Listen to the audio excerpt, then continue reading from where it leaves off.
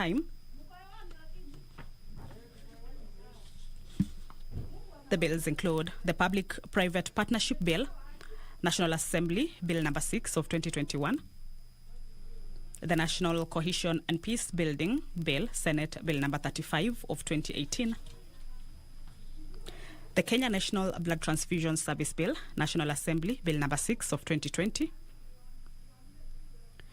the County Governments Amendment Bill, Senate Bill number 13 of 2018, the Waqf Bill, National Assembly Bill number 73 of 2019. Another bill that will also be read for the second time at the National Assembly chambers is the Social Assistance Repeal Bill, National Assembly Bill number 16 of 2020. Thereafter, the House will proceed on a committee of the whole House. A look on the Social Assistance Repeal Bill, National Assembly Bill number 16 of 2020 is that the principal object of this bill is to repeal the Social Assistance Act. Well, there is some activity at the entrance of the National Assembly. The session is about to start.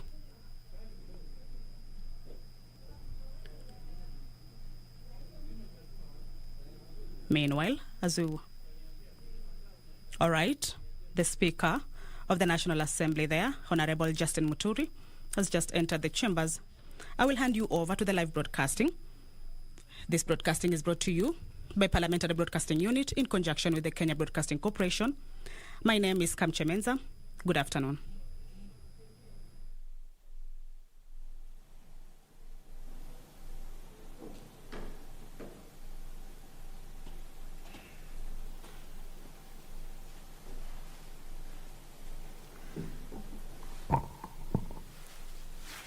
Let us pray. Almighty God, who in your wisdom and goodness have appointed the offices of leaders and parliaments for the welfare of society and the just government of the people, we beseech you to behold with abundant favor us, your servants, whom you've been pleased to call to the performance of important trusts in this republic. Let your blessings descend upon us here assembled, and grant that we treat and consider all matters that shall come under our deliberation in so just and faithful a manner as to promote your honor and glory, and to advance the peace, prosperity, and welfare of our country and of those whose interests we are committed to our church. Amen.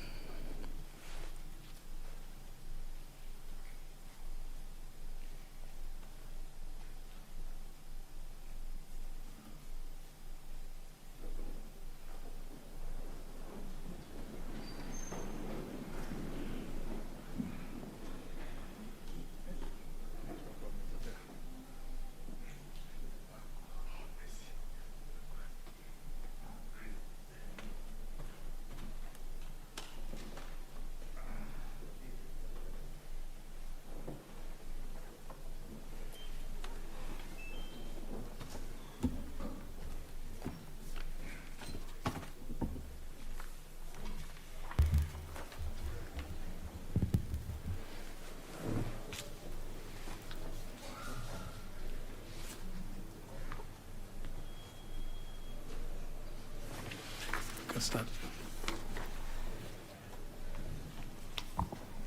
Order number 1, administration of oath. Order number 2, communication from the chair. Order number 3, messages. Order number 4, petitions. Member 4, Kibwezi East.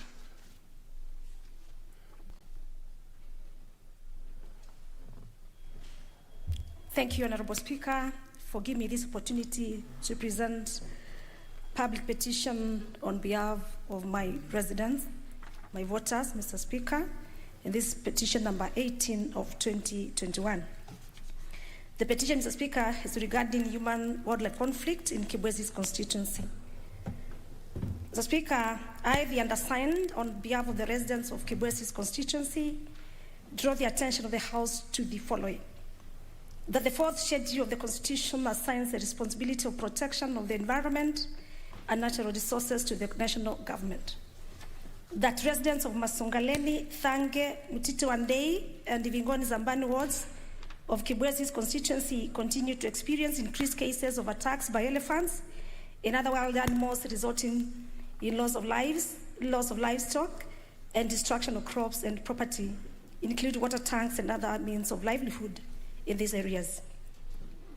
That numerous cases of human-wildlife conflict, as well as the applications for the compensation victims, have been reported to the relevant authorities in vain.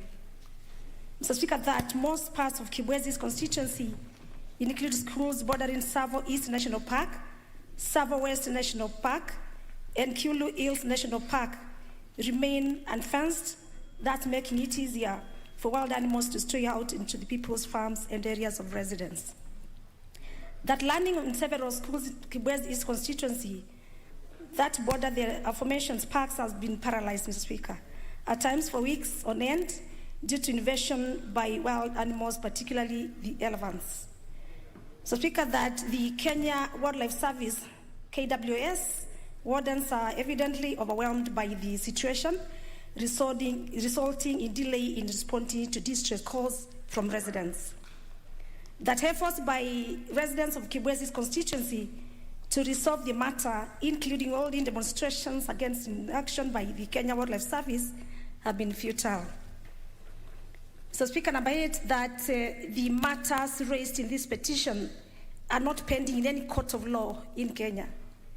Now, therefore, your humble petitioners pray that the National Assembly, through the Departmental Committee on Environment and National Resources, intervenes with a view of ensuring that the Kenya Wildlife Service expeditiously compensates victims and affected families for loss of lives, loss of livestock, and destruction of crops and property.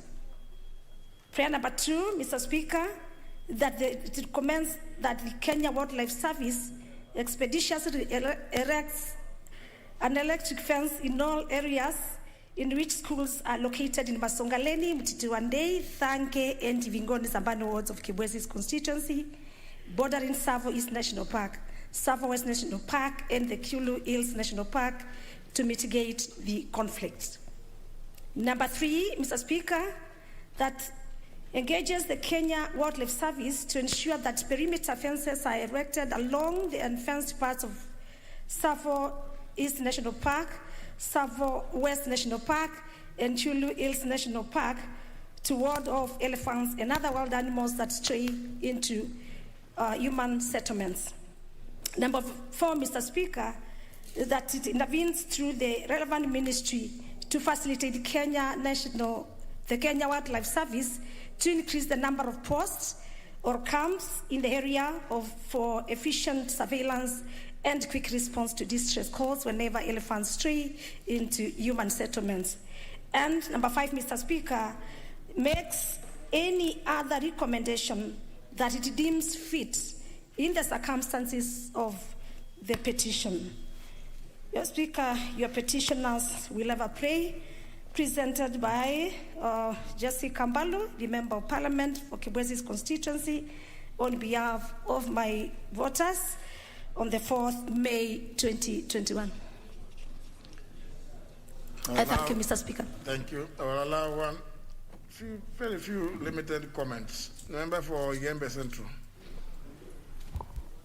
Thank you, Mr. Speaker, for according me this opportunity to comment on that petition. Mr. Speaker, such a petition, I think 7 of them of a similar kind have been tabled in this August House, Mr. Speaker, and we have not been seeing any much results. And more so, Mr. Speaker, human and animal conflict in areas which are bordered these national parks is very perennial, Mr. Speaker. And last time, Mr. Speaker, when we met the KWS staff through my committee, we told them to budget even for some money so that at least they should not wait for the exchequer to give them 100% the amount of money they want so that they can compensate those people who get injured or armed or even killed by these animals. But usually they don't have a budget and they don't give compensation a priority. And it is the high time now they looked into it and they gave priority when they are allocating funds to compensate people when they are hurt by or wounded by wild animals. I thank you, Mr. Speaker. Member for Mwea.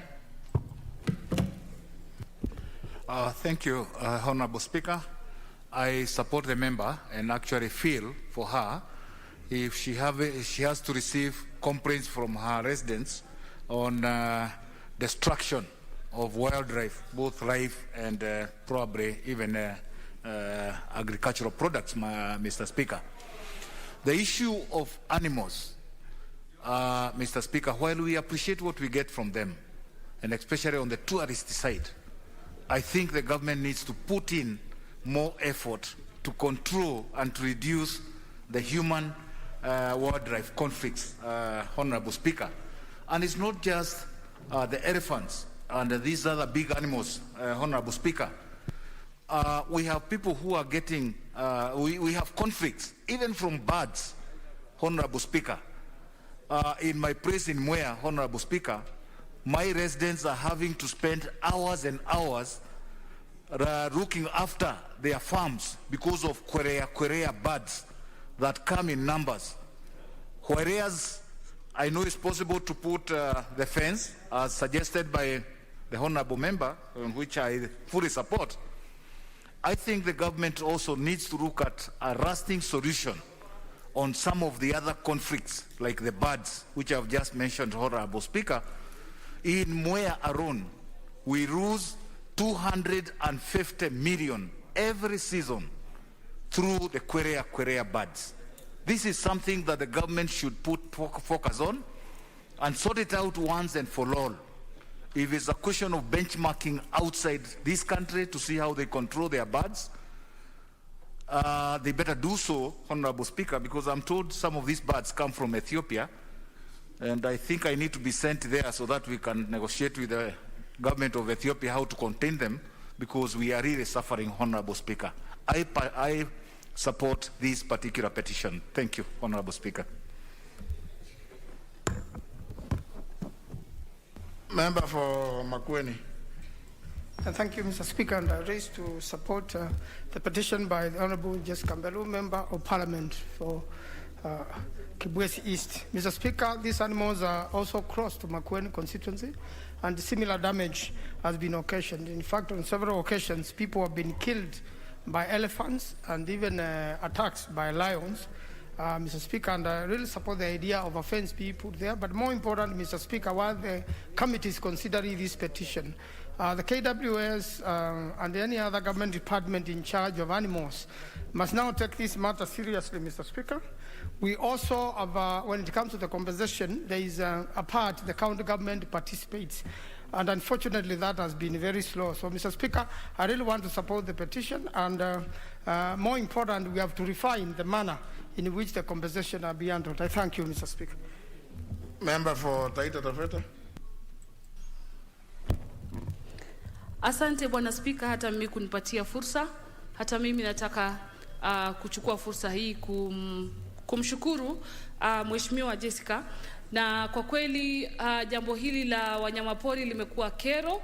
Sisi tukiwa pale Taita Taveta pia tuko majirani na mbuga ile ya wanyama ya Tsavo, na hata pia kule watu wetu vile vile wana changamoto hizo za kuuliwa na wanyama, mashamba kuharibiwa, mifugo kuliwa na wanyama, na ni wakati kweli jambo hili liweze kuchukuliwa na dharura na tupate suluhisho. Masuala haya tumeongelea sana hapa Mheshimiwa Spika, na ni wakati sasa tunataka kuona ya kwamba tumesaidika. Asante kwa kunipa hii fursa na namunga mkono.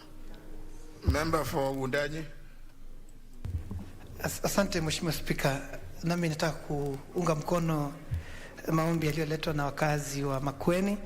Kweli Mheshimiwa Spika, mwenzangu wa Taita Taveta ameongea, mimi nitasema kwa uchache sana kwamba kilichobaki sasa Mheshimiwa Spika si mazungumzo tu. KWS tumeongea nao kwa muda mrefu, wizara tumeongea nayo kwa muda mrefu, lakini muda wote huo Mheshimiwa Spika hatujapata nafuu ama afueni katika masuala haya. Tumeona tu wanasuasua, wanakuwa ni watu ambao wanasema mambo ambayo hawatekelezi. Mheshimiwa Spika, kule kwangu ndani kuna sehemu inaitwa Kishushe. Tuna wiki iliyopita shule 6 zilivamiwa na ndovu, matanki ambayo tumenunua na pesa za CDF yakabomolewa. Jana nilikuwa katika ofisi ya PS kumweleza kwamba ni vipi wanaweza angalau kufidia matangi yale, manake shule zimefunguliwa ndio, lakini wazazi hawajaruhusu watoto wao kwenda shuleni kwa uoga wa ndovu. Mheshimiwa Spika, ndovu za siku hizi ni kama kidogo nazo pia zimepiga hatua ya 21st century. Mheshimiwa Spika, kwa sababu gani? Kule kwangu zinakunywa maji kwa matanki kwa juu, alafu maji yakipungua mikono yao mkono haiwezi fika kwa maji, zinabomoa alafu zinakunywa kwa katikati. Utakuta kwamba nina matanki karibu 6. Mheshimiwa Spika, Jumaa iliyopita nilikuwa kule. Sasa zimefika mahali nyumba 3 wanaenda kwa manyumba, zile nyumba ambazo mabati yamefanya kulazwa, alafu zinagonga juu, zinatoboa zichungulie ndani ama ziingize mkono ziangalie kama kuna chakula ama chochote. Mheshimiwa Spika, tuna tatizo, na mimi naomba hivi, tunapoangazia masuala ya wanyamapori kuvamia mashamba na mifugo na maisha ya wananchi, tusiangalie sana tu ndovu, simba na kuna mwenzangu amesema kwamba kwake ni ndege. Sasa kuna tatizo lingine kusugu ambalo bunge hili nilileta swali ambalo lilijibiwa ndio na waziri, lakini halikujibiwa mwafaka. Mheshimiwa Spika, kuna tumbiri ambao sasa nao kule kwangu kule milimani ni tumbiri zinasumbua, huku chini ni ndovu.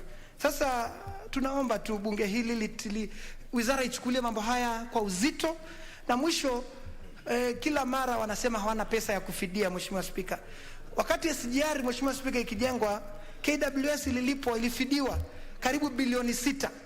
Pesa zile wao wakatumia kwa mambo yao badala wafidia wananchi. Kwa hiyo Mheshimiwa Spika, swala hili ni la msingi na ni nzito ambalo nchi hii yatakana iliangazia. Asante Mheshimiwa Spika. Lakini ulianza kwa kusema utazungumza kwa uchache mno. Lakini umezungumza zaidi. Mambo ya ndovu ambao wanakunywa maji, tumbiri pia, sasa hivi mambo mazito haya. Member for Endebess, na kwa uchache mno. Asante Mheshimiwa Bwana Spika. Bwana Spika, nataka kuunga ile petition imepeanwa na Mheshimiwa Mbalu kwa mambo ya wanyama pori.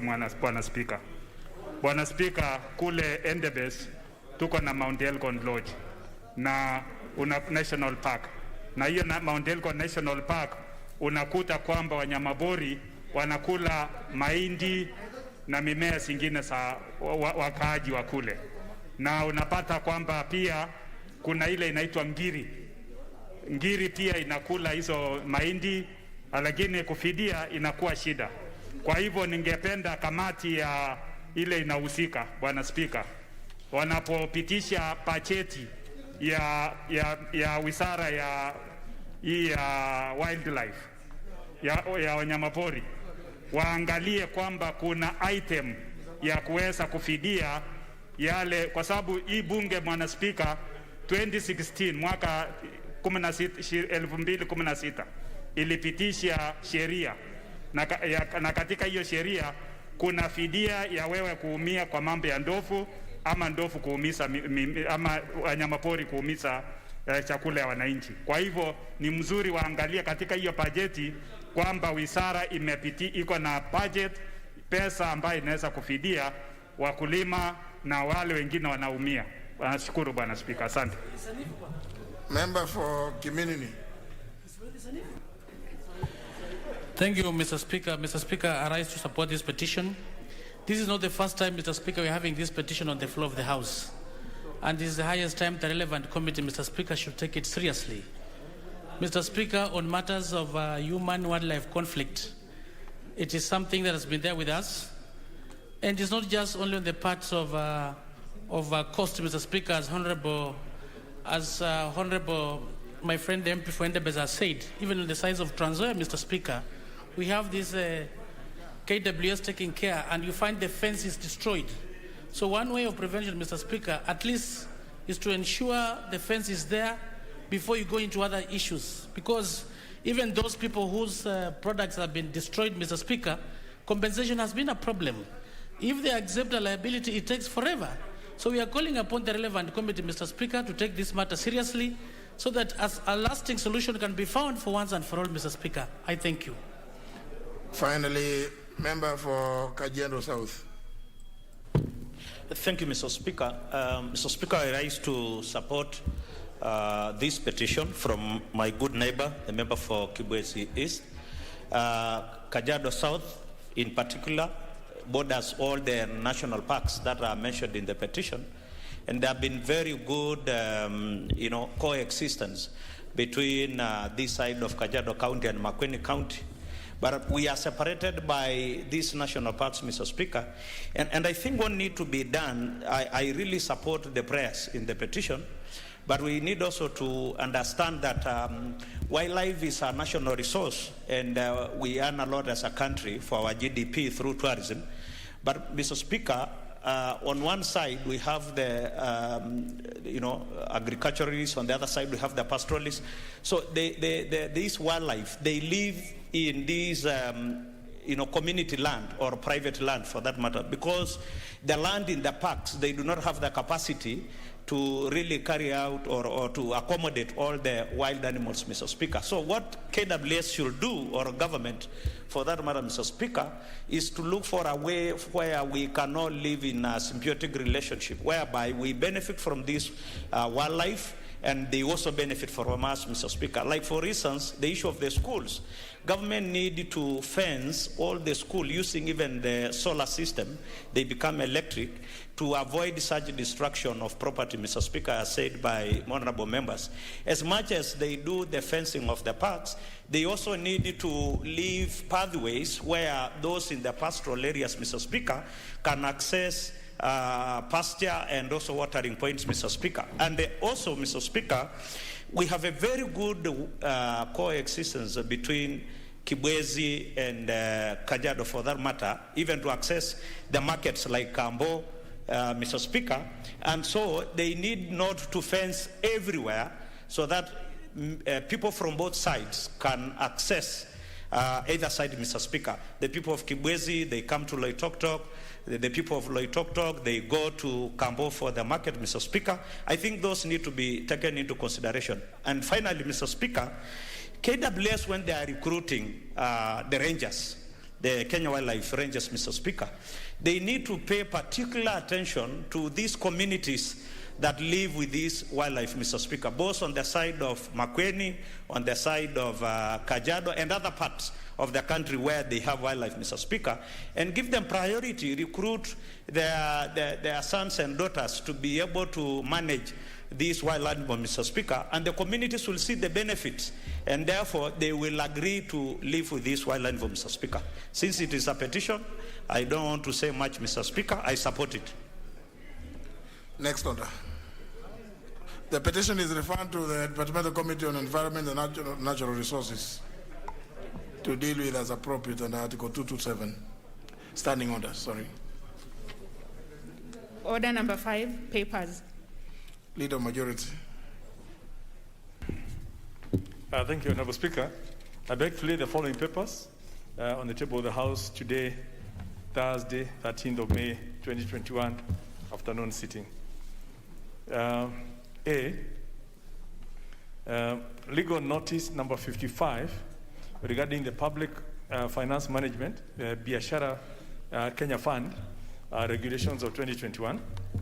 Number 2, the reports of the Auditor General on financial statements in respect to the following institutions for the year ended 30th of June 2020 and the certificates therein. A, the National Land Commission, the Staff Car Loan Scheme Fund for the 18 months. B, the National Land Commission on Staff Housing Fund for the 18 months. State Law Office and Department of Justice. Number D, the National Council for Nomadic Education in Kenya, NACONEC. Number E, Tomboya University College. F, Kenya Space Agency. And third is the reports of the judiciary in respect of the following.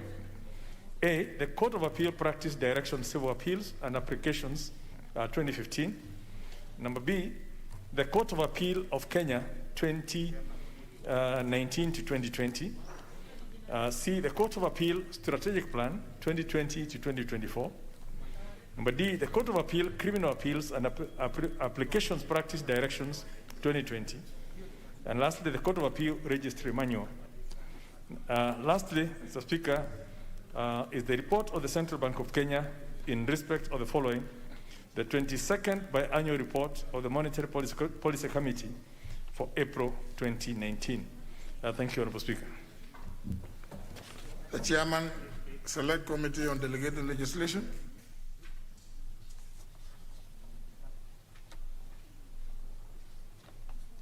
Chairman, Delegate Committees on Delegated Legislation. That's a member for TRT. Has he ever known what time Parliament starts in the afternoon?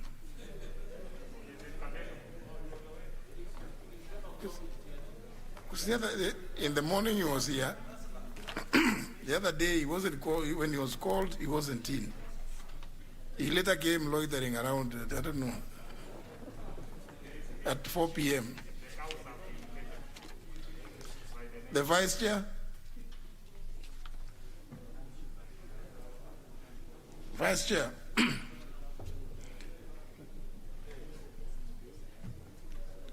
There are some reports. 2 reports. 3.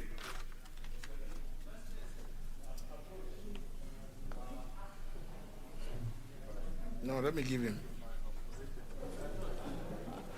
Honourable Speaker, I would seek your indulgence for about 5 minutes. Then I will seek that I present the reports. Give me about 5 minutes, sir. Very well.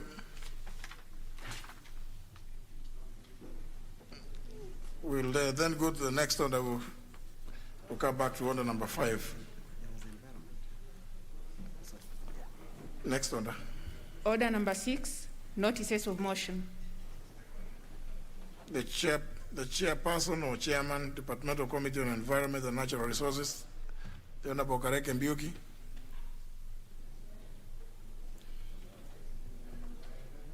Supposed to give notice of motion for adoption of a report, the session of paper number 1 of 2020 on the wildlife policy. When we've just received the petition, on which a lot of useful comments from members. Honorable Kareke Mbiuki, the Vice Chair, who's Honorable Sophia Abdi, the member for Ijara. Both are absent, not desiring to be present. We move to the next. Again, the chairman or vice chairman, delegated legislation is supposed to give notice of for the adoption of those 3 reports.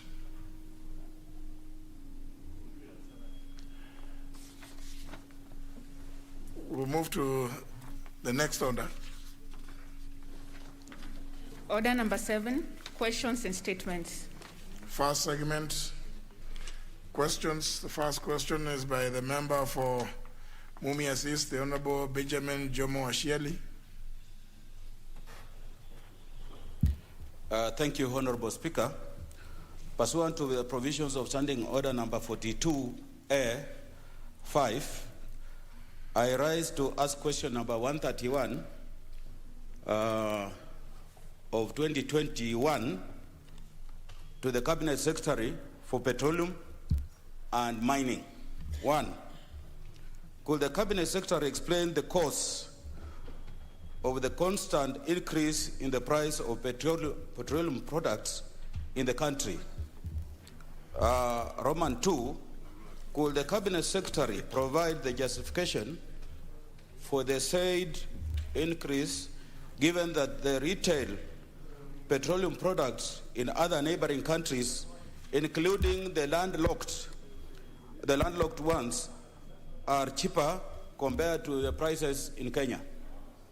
Roman 3, could the Cabinet Secretary provide details of the actions being put in place by the government, if any, to caution citizens from the continued price increases of petroleum products, particularly during the COVID-19 pandemic period? I thank you, Honorable Speaker. Question will be replied to before the Departmental Committee on Energy. Next question by the member for Uriri, the Honorable Magnamita. Thank you, Mr. Speaker. Pursuant to Standing Order 42, I rise to ask question number 137. It is directed to the Cabinet Secretary for Education. Question number 1, could the Cabinet Secretary explain why there have been perennial delays in the disbursement of free secondary education funds by the Ministry to the public learning institutions in the country? Could the Cabinet Secretary give the timelines when the said funds will be released, will be disbursed to the various institutions, and give a calendar by timely basis? I thank you, Mr. Speaker.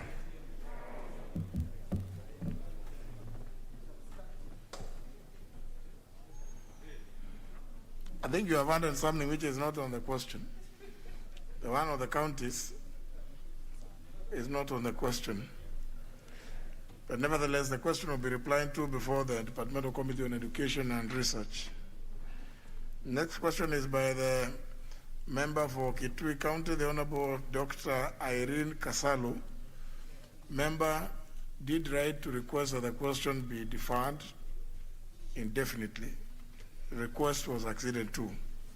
Move to the next question by the member for Kwanza, the Honorable Ferdinand Kevin Wanyonyi. Member also did write to request that the question be deferred. Yes, the request is acceded to. The next question is by the member for Funyula, the Honorable Dr. Ojiambo Udo.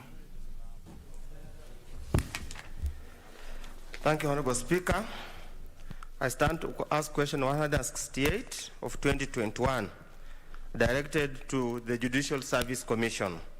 1, could the Commission explain why the judiciary has been operating without a substantive Director of Finance for the past 7 years?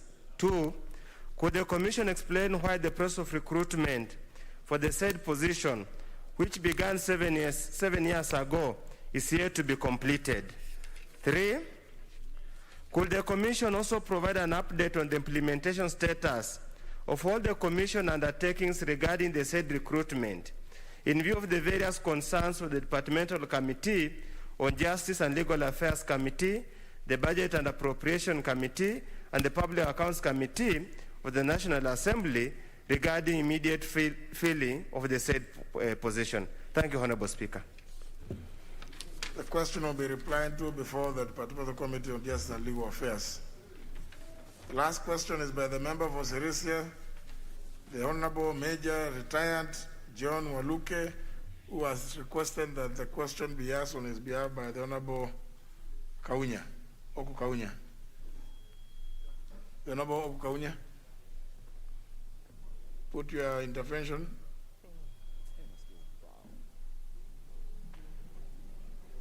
Thank you, Mr. Speaker, sir. Mr. Speaker, I rise to ask question number 169, 2020, 1, which I'm asking on behalf of the member for Sirisha, Honorable Major Retired John Waluke, MP, to the Cabinet Secretary, Ministry of Education. Roman 1, could the Cabinet Secretary explain the measures being put in place to mitigate challenges faced by public universities in the country due to inadequate funding, which has led to, among other concerns, increased debts, failure to remit statutory dues from employees' deductions, and failure to meet other financial obligations? Roman number 2, could the Cabinet Secretary also explain the continued funding of students in private universities at the expense of existing public universities? Thank you, Mr. Speaker, sir. The question will be replied to before the Departmental Committee on Education and Research. Now, for the second time, we go to order number 5, to allow the Vice Chair, Committee on Delegated Legislation. Very much, Honorable Speaker. In consultation with the leader of the majority and the clerks at the table, I seek your indulgence that we lay the motions in the evening session. The 7 o'clock sitting? Yes. Very well. Thank you, Speaker. Including the giving of the notice? Much obliged. Very well. Then we go to segment 2 of order number 7, being requests for statements. Start with the member for Malava, Honorable Ijendi Malulu.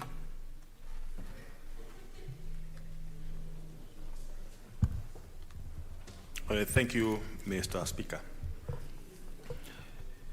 I arise to request for a statement regarding stringent requirements and selection for applicants to teachers training colleges for diploma courses in the country.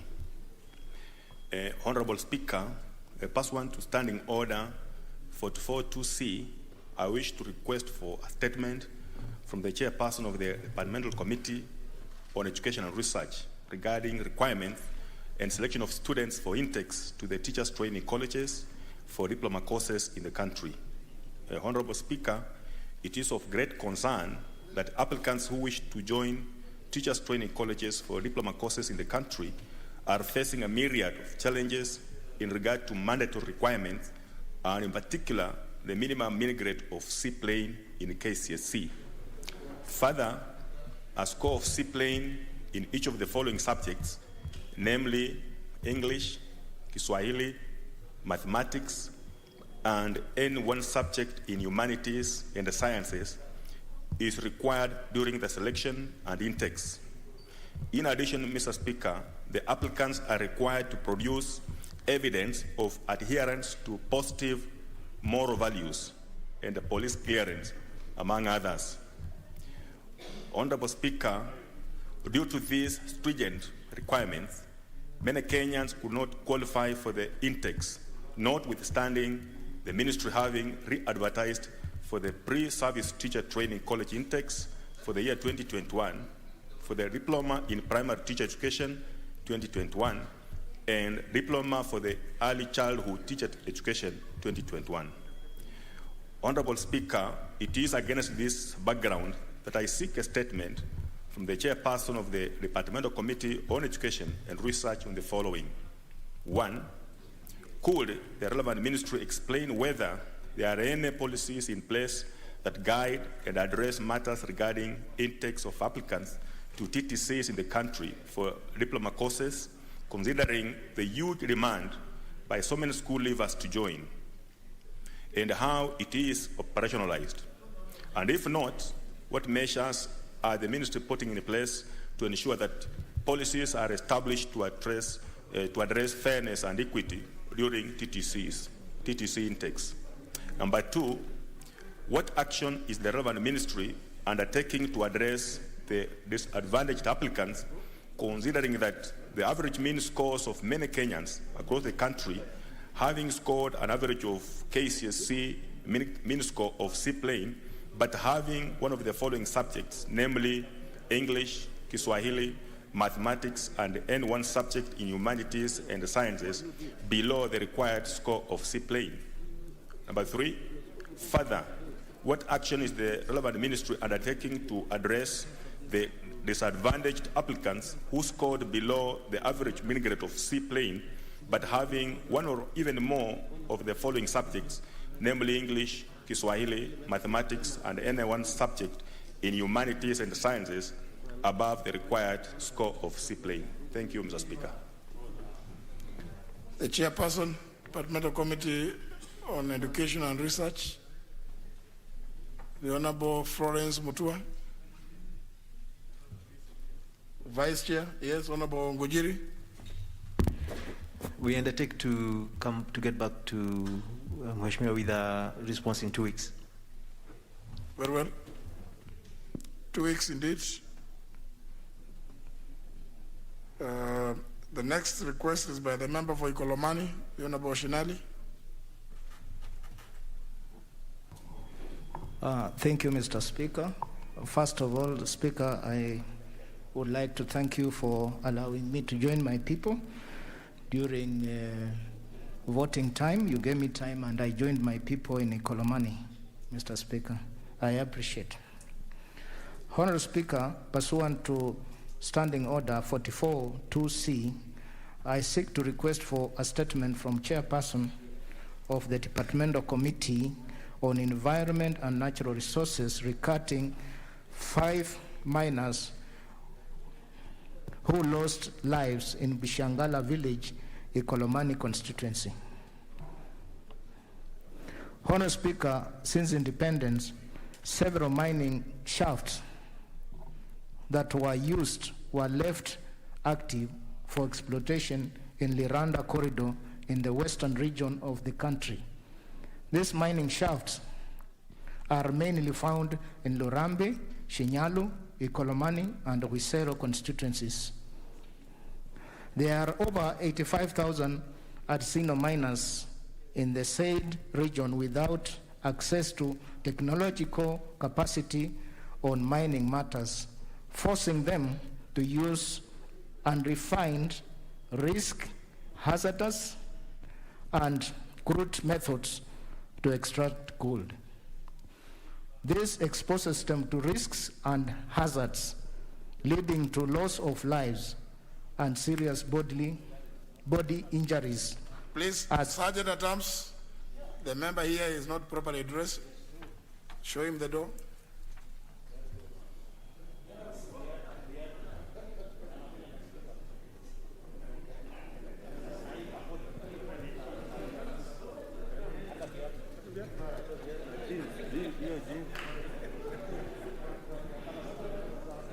You cannot come here improperly dressed and you still want to seek audience with me. Thank you, Speaker. Proceed. This exposes them to risk and hazards, leading to loss of lives and serious body injuries, as witnessed recently on Thursday, 6th May 2021, where 5 miners lost their lives and nine were seriously injured in Bushangala village, Ikolomani constituency. Honorable Speaker, it is against this background that I seek a statement from the Chairperson of the Departmental Committee on Environment and Natural Resources on the following. Number 1, Speaker, could the Chairperson state whether the government is aware of the high multitude of mining activities in the Liranda corridor, attracting over 85,000 people, and have been mines have been collapsing, resulting into death and permanent injuries of the miners, such as the most recent incident in Bushangala village of Ikolomani constituency, where 5 people died and 9 are nursing permanent injuries in hospitals. Number 2, could Chairperson state the measures the government has put in place to ensure that Adsino miners are equipped with safety kits and necessary skills in mining, such as identification of mining risks and conducting of safety checks to aid their safety? Number 3, could the Chairperson state whether the Ministry of Petroleum and Mining has collected data on Adsino mining activities in the Randa corridor? Number 4, as a remedy to unemployment in Kenya, could the Chairperson state the measures the government has put in place to ensure access to financing by Adsino miners to aid purchase of safety equipment such as helmets, dust masks, and first aid kits? Lastly, Mr. Speaker, number 5, could the Chairperson explain whether the government has deployed inspectors of mines to enforce safety standards such as reduction of misuse of chemicals like mercury and its far-reaching health impacts in the smelting gold? Thank you, Mr. Speaker, sir.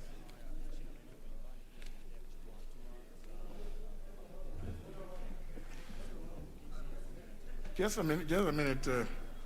Is it about that statement?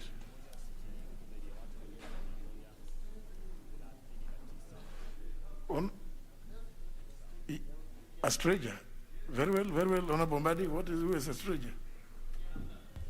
Mr. Speaker, I've tried to figure out who one member of parliament is because I know all our Muslim brothers.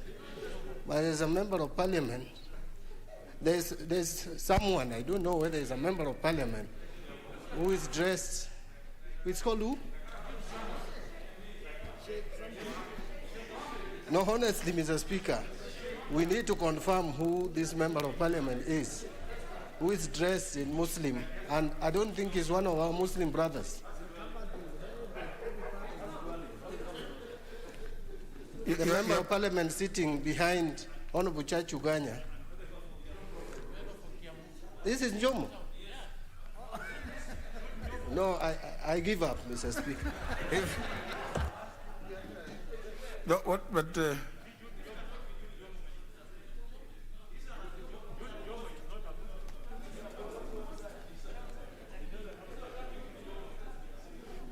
very well.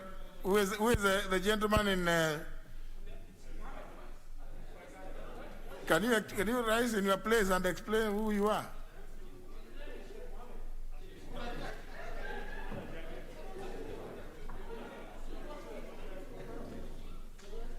May I have the mic? Mr. Speaker, I'm Jude Jomo, the servant of the people of Kiambu. Walk out to go and dress properly.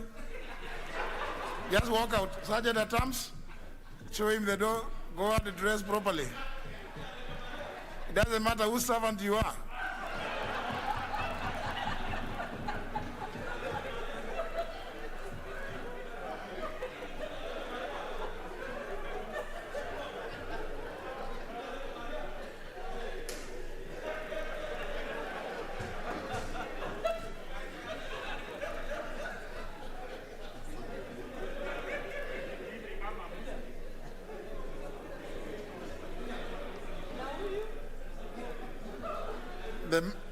The statement shot by the Honorable Shinali, the Chair of Environment and Natural Resources, again,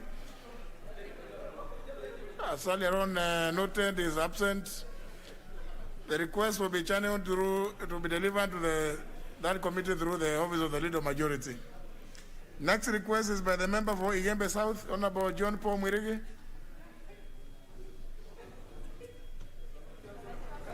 Thank you. Request for statement regarding cautioning of affected of Miraa farmers. Honorable Speaker, pursuant to Standing Order number 44-2C, I wish to request for a statement from the chairperson of the Department Committee on Trade, Industry and Cooperatives regarding cautioning of Miraa farmers following the closure of Miraa market in Somalia. Honorable Speaker, for close to 2 years, Miraa farmers have faced a number of challenges, amongst them closure of market and COVID-19 leading to loss of livelihood. In addition, on Sunday, 9th May 2021, Miraa worth 5 million shillings was turned back at JKIA due to a statement issued by the federal government of Somalia that no cargo plane from Kenya should access their airspace, and therefore farmers' products would not access market, especially Miraa. Further, on Tuesday morning, 11th May 2021, the government of Kenya suspended all flights to and from Somalia. It is important to note that there were invoiced Miraa that was destined for Somalia on Sunday was held up. Honorable Speaker, it is on this background that I seek a statement from Chairperson of the Departmental Committee on Trade, Industry and Cooperatives on the following. 1.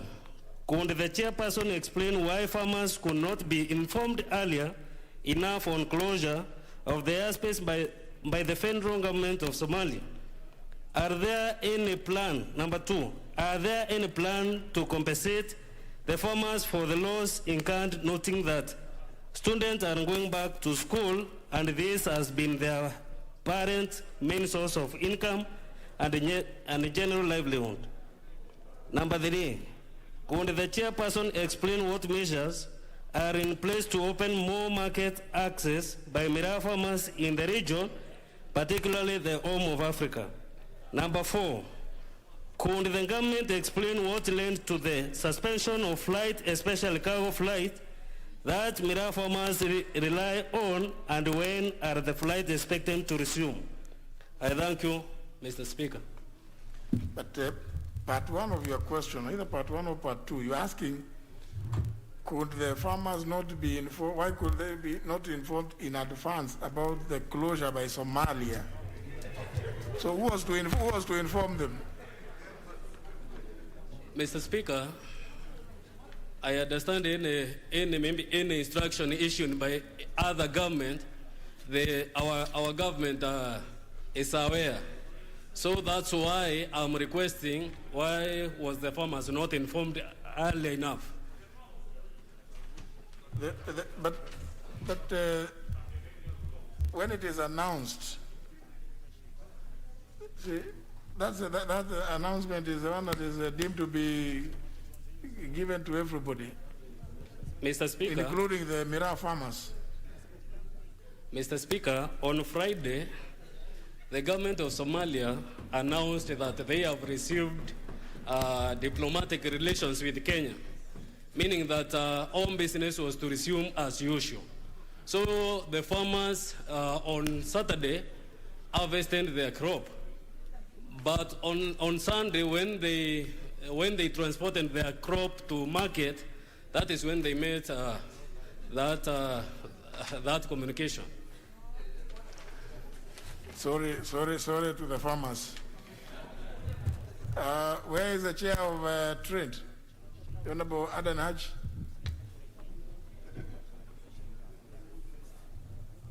The vice chair, who is the vice chair? Agriculture Committee? Or trade, sorry. No, the vice chair. Now, channel your request through the office of the leader of the majority party for conveyance. The next request is by the member for Marakwet East, Honorable Bowen Kagogo.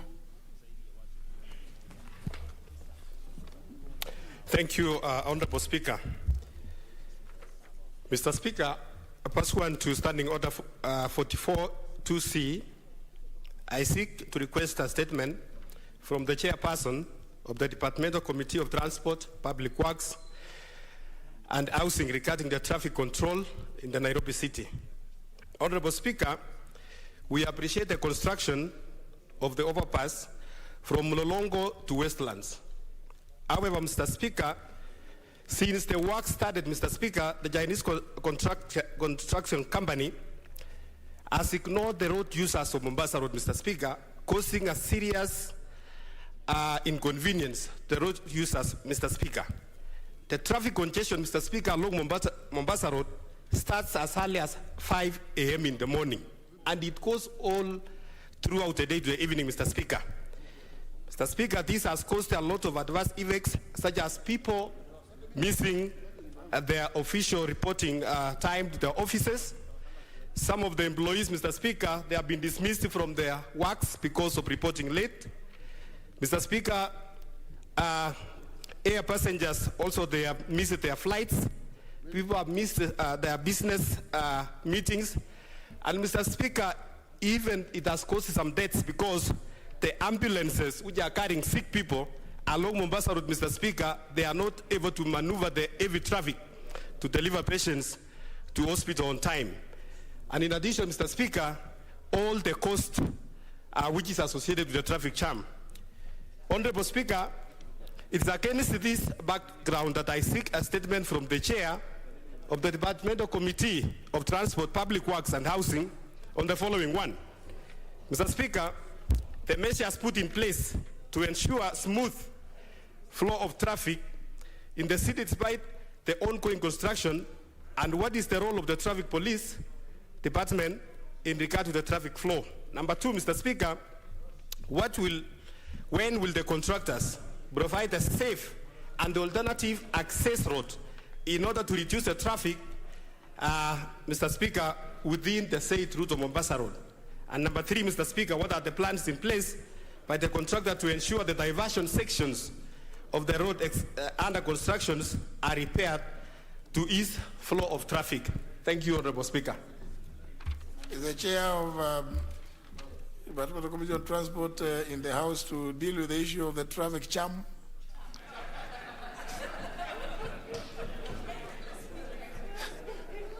Yeah, that's what I had the member to have said. The Honorable Kosing. He also understands that one. And the Vice Chair, they are also caught up with the charm. So you can see, Honorable Kangogo, I think you have introduced something very, very chaotic. It's charming everything. Yeah? The request will be forwarded through the office of the Leader of Majority. This is a request by the member for Marsabit East. Is it East? No, not Marsabit East. No. Wajir. The Honorable Amin. Wajir East, yes.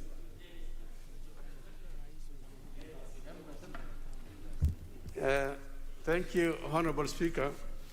My request for a statement pursuant to Standing Order 44-2C on Israel's and Palestinian conflicts. Honorable Speaker, yes.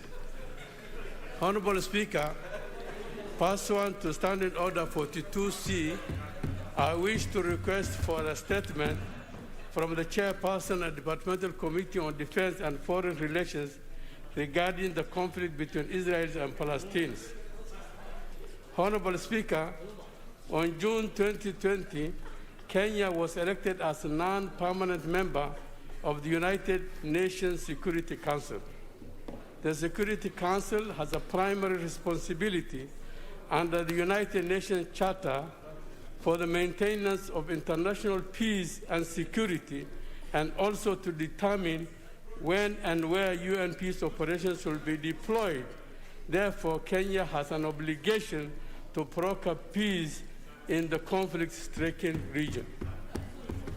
Honorable Speaker, deeply concerned of the ongoing Israel-Palestine conflicts, that Israel faces a wide range of social, economic, and security challenges, some of which stem from the decades-long conflict between Israelis and the Palestinians, noting that the city of Jerusalem is the home of all religions and the ongoing conflict deters peaceful coexistence of all communities. Honorable Speaker, it is against this background that I seek a statement from the chairpersons of the Departmental Committee on Defense and Foreign Relations on the following. Measures taken by the government to broker peace in the conflict-stricken region. 1. 2, request the government to condemn the killing of over 20 persons in the Holy Mosque of Al-Aqsa.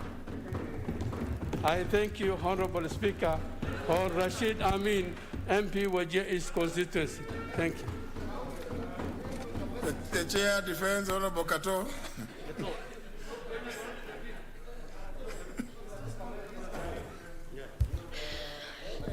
Mr. Speaker, since you approved that statement, we have no option other than to try to direct it to the relevant authorities and bring the report. But we all know that this evening the House is adjourning in accordance with the House calendar.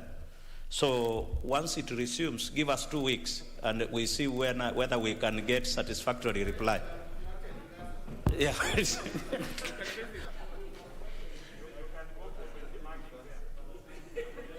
The next request additionally is by the member for Laisamis, Honorable Massimo Alberi.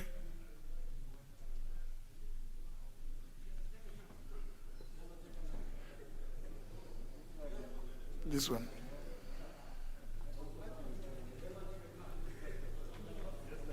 Thank you, Mr. Speaker.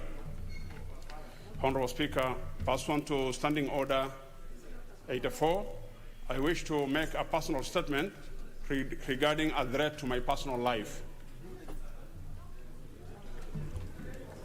Honorable Speaker, during my normal constituency tour on 21st of April 2021, I got information regarding a murder of two innocent young men from the Rendile ethnic community who were mercilessly murdered in cold blood at a place called Midrock in a Badassa area around Songa in Marsabit County by unknown assailants. I led my constituents in condemning the killings and appealed to the security apparatus to swiftly apprehend the culprits.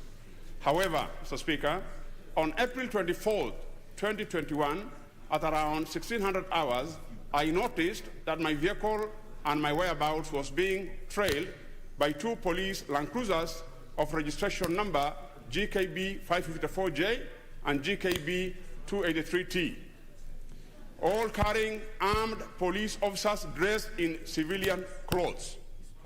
The vehicles were stationed presumably at two residences belonging to Mr. Harabore and Mr. Gargule, which I frequently visit, while the third vehicle, a white pickup of registration number KCG 531M, was patrolling the area. Honorable Speaker, consequently, the fourth Land Cruiser, loaded with cannabis sativa, was parked at the home of one deceased Rendile elder by the name Arigele, and was later driven back to Marsabit by the same people under unexplained circumstances. Surprisingly, Mr. Speaker, the police officers claimed to be looking for a vehicle believed to be carrying cannabis sativa and is reported to have found its way to Hula Hula village, where I was present. I therefore believe that the whole incident cannot be classified as an isolated remote occurrence, but a well-planned move aimed at socially and politically tarnishing my reputation as a leader by merely associating me with this outlawed illicit business of hard drug trafficking, whose repercussion is hefty and unbearable as per the law, including a move to eliminate me through assassination by some powerful individuals within the county for political gains. Mr. Speaker, it is against this background that I appeal to the Parliamentary Service Commission, Inspector General of Police, and the Independent Police Oversight Authority to guarantee my protection and further implore the local security and intelligence agencies to quickly investigate and apprehend every concerned police officers involved in this ordeal. I thank you, Mr. Honorable Speaker. Thank you.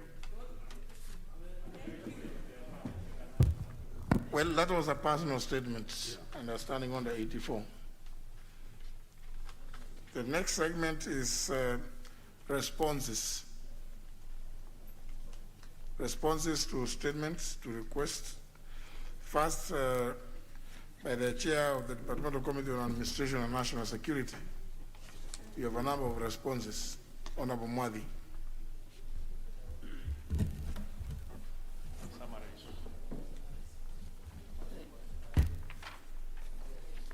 Thank you, Honorable Speaker. Honorable Speaker, I have three responses, and I'll start with the earlier one that came or was requested on 18th February 2021 by the Honorable Member for Molo constituency, the Honorable Kimani Kuria, who requested to be informed on the total ban on planting of maize in parts of the Nesut, Sigotik, and the larger Mariashoni wards. He particularly sought to be informed on, number one, whether the ban is a government directive through Ministry of Interior and Coordination of National Government, and what necessitated it. 2, whether the ban is a sustainable approach to providing security in the pretext that criminals would not hide in the maize plantations. 3, the action being taken to lift the ban and implement sustainable ways of dealing with intra-ethnic clashes occasioned by long-standing land disputes. Honorable Speaker, the reply is as follows. Just before you proceed to reply, the Honorable Kimani Kuria, member for Molo, is in the House. The member is not in the House. Just table the response. Then proceed to the next one. I'm well guided, Honorable Speaker. The second one is a request that was placed on the 15th February 2021 by the member for Wajir constituency, Honorable Rashid Amin, who requested for a statement on increased incidences of detention of residents of Wajir East constituency.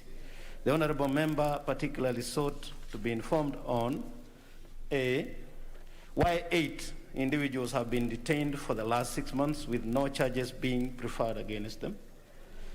B, the steps that the government is taking to ensure that innocent detainees are released by the security agencies.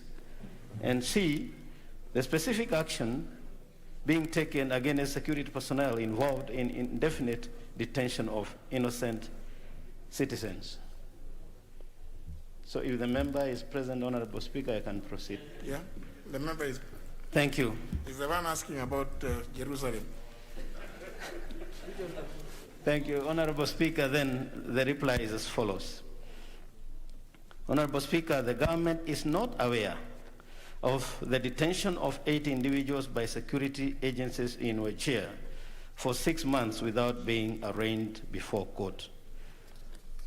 All persons arrested are always taken before courts of law for formal trial whenever it is found that there exists adequate evidence to charge them. Similarly, the government is not aware of any security personnel holding any member of public unlawfully. Further, records held by police and other government agencies have no reports of any complaints for people detained for more than 24 hours.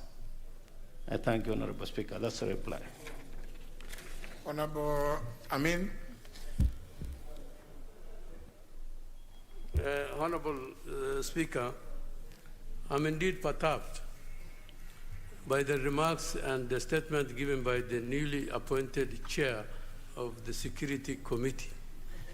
Honorable, he is appointed anyway. He is appointed. Let me say, he is elected, sir. Because he was transferred from Labour to this. Anyway, I'm really indeed disappointed by the remarks. Honorable Speaker, I gave a statement and I requested for a petition on this regard for the last 4 months. You requested for a petition? For a petition on this matter. Petition? No, statement on this matter. Honorable Speaker, I remember vividly, and I said it on this floor of the House, the demise of our brother, Honorable Koinange, who vehemently followed on this matter routinely, was giving me a brief on the number of intercussions and in terms of movement he has done, in terms of his engagement with the security personnel and the office of the President on the regard of the arbitrary arrest on this matter. Honorable Speaker, this issue is an abuse and an affront to human rights. Honorable Speaker, I know it very well that he has keenly followed it, and one person out of the 8 was released in Garissa out of his follow-up on this matter, and the government has acknowledged the same. Therefore, the information that our chairman is giving us is contrary to information that I have and the rest of the general public have on this matter, Honorable Speaker. And I will request further, Honorable Speaker, through your interventions, that these people are still being held in government institutions, particularly under special arrangements which has been done by security forces, multi-sectoral agencies who are arresting them, detaining them in military camps, in government facilities for a period extensively not allowed by the Constitution of Kenya. Honorable Speaker, I know it very well. Some of them have been held. Honorable Amin. Honorable Speaker, I want you to just a minute so that you don't, Honorable Amin,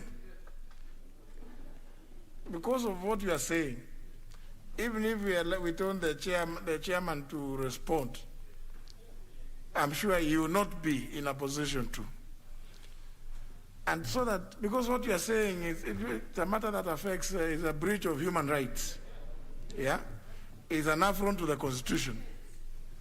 If anybody is being detained against their free will for periods in excess of what is allowed by the Constitution and the law, the best situation would be for the chairman to undertake to invite the cabinet secretary or whomever is responsible for that docket to appear before the committee and invite you to go and make those statements which you are making to the people.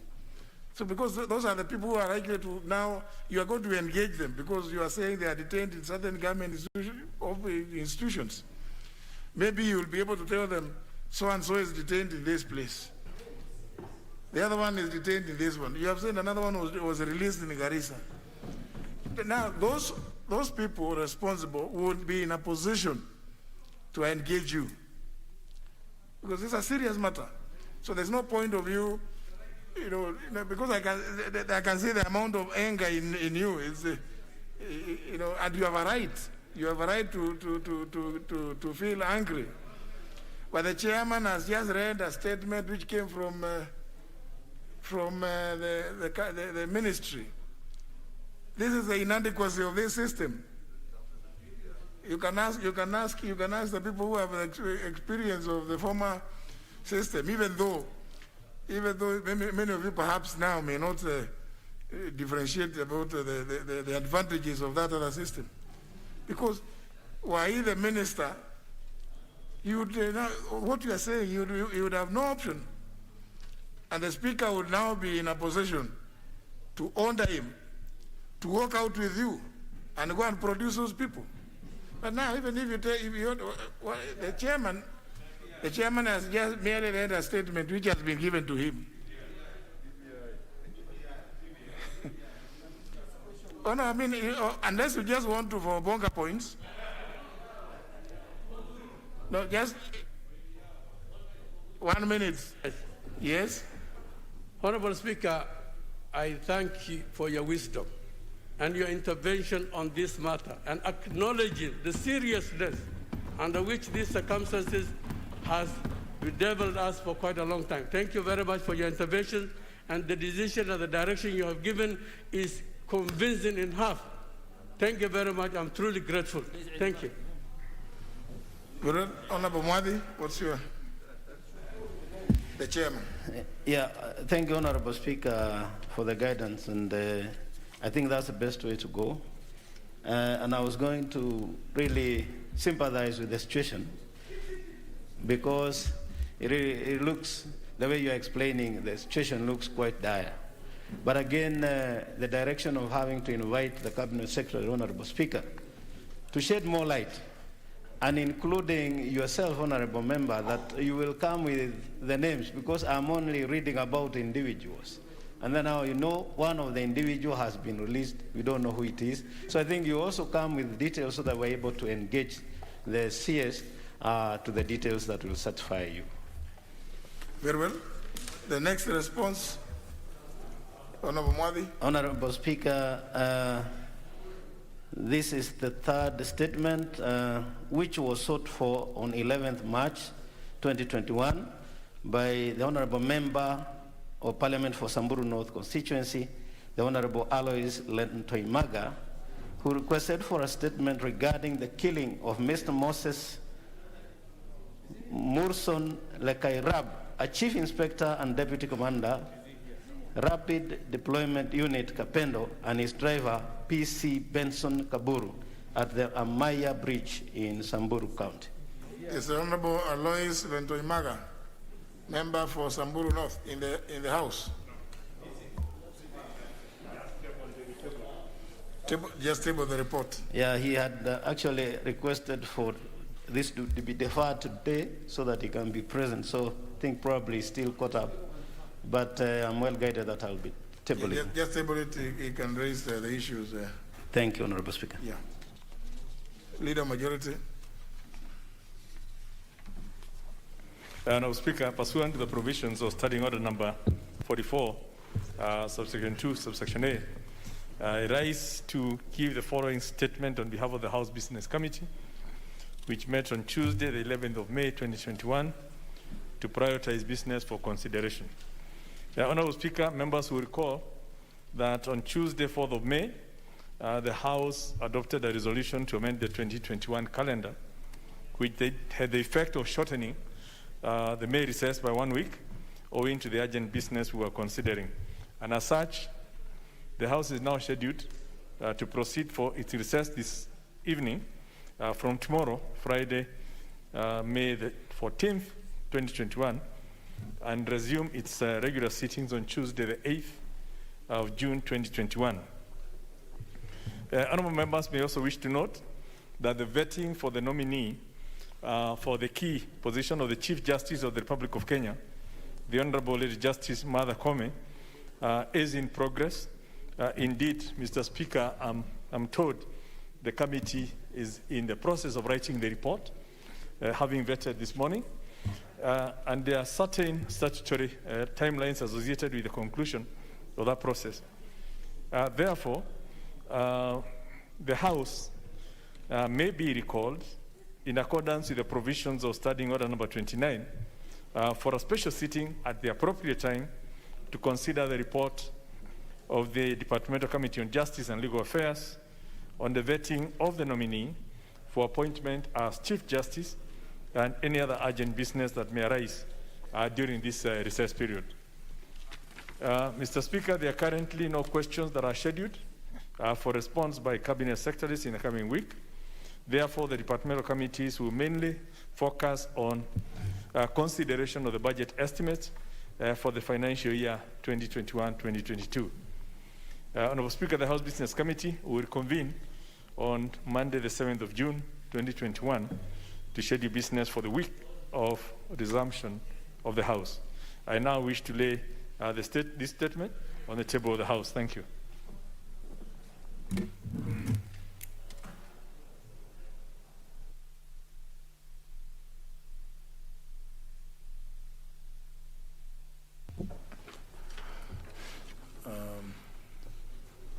Proceed to the next. Before we move to the next one.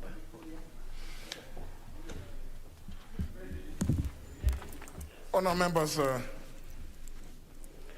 you will recall that on Tuesday, 11th of May 2021, during the afternoon sitting, the member for Kitui Central, the Honourable Dr. Makali Mulu, rose on a point of order pursuant to Standing Order 108, inviting me to name the member for Gatundu South. In making the invitation, the Honourable Dr. Makali Mulu claimed that the member for Gatundu South had made false and disparaging remarks about the ethical conduct of members of the House in relation to the proceedings of Thursday, 6th of May 2021, during the voting on the second and third reading of the Constitution of Kenya Amendment Bill 2020. Other members speaking in support invited the Speaker to also name the member for Kiharu and the member for Nyali for grossly disorderly conduct by using unparliamentary language and bringing the dignity of the House to disrepute. Honourable members, having considered the matter and observing the weighty nature of the issues raised, I deferred the decision whether or not to name the members or not, and instead directed that they attend the afternoon sitting of today, Thursday, 13th May 2021 at 2:30 p.m. in order to afford them an opportunity to respond to the issues raised by you honorable members. I'm informed that the clerk forwarded the handwritten records of the sitting day for their reference. Therefore, I wish to know whether the three members are present, but even as I do so, I wish to announce to the House that the member for Nyali, Honorable Mohammed Ali, did write to me a letter which I received this morning indicating that he would be unavailable at this afternoon sitting on the grounds that today is Eid and that he would be celebrating the same with his family and may not therefore be available in the chamber, and requesting for time to appear any other time that the House will be sitting. So I therefore, having noticed that is a matter of, Eid is a religious observation. Therefore, I just need to find out whether the member for Gatundu South is in the House, and the member for Kiharu. Yeah, both. Yeah, that's the member for Kiharu, the member for Gatundu South. Now, honourable members, I have already indicated the reasons why it was desirable that they be present, and therefore, perhaps without having to require anybody to state the matter afresh, because that would amount to contributing twice.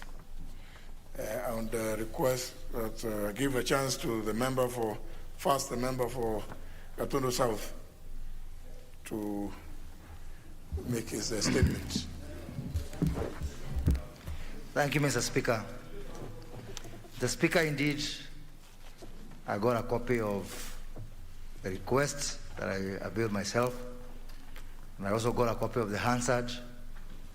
I want to thank you for this opportunity in the interest of natural justice for me to have my say on this matter. I do not intend, Mr. Speaker, to tire you with a lengthy discussion on this issue, so I'll be very straight to the point.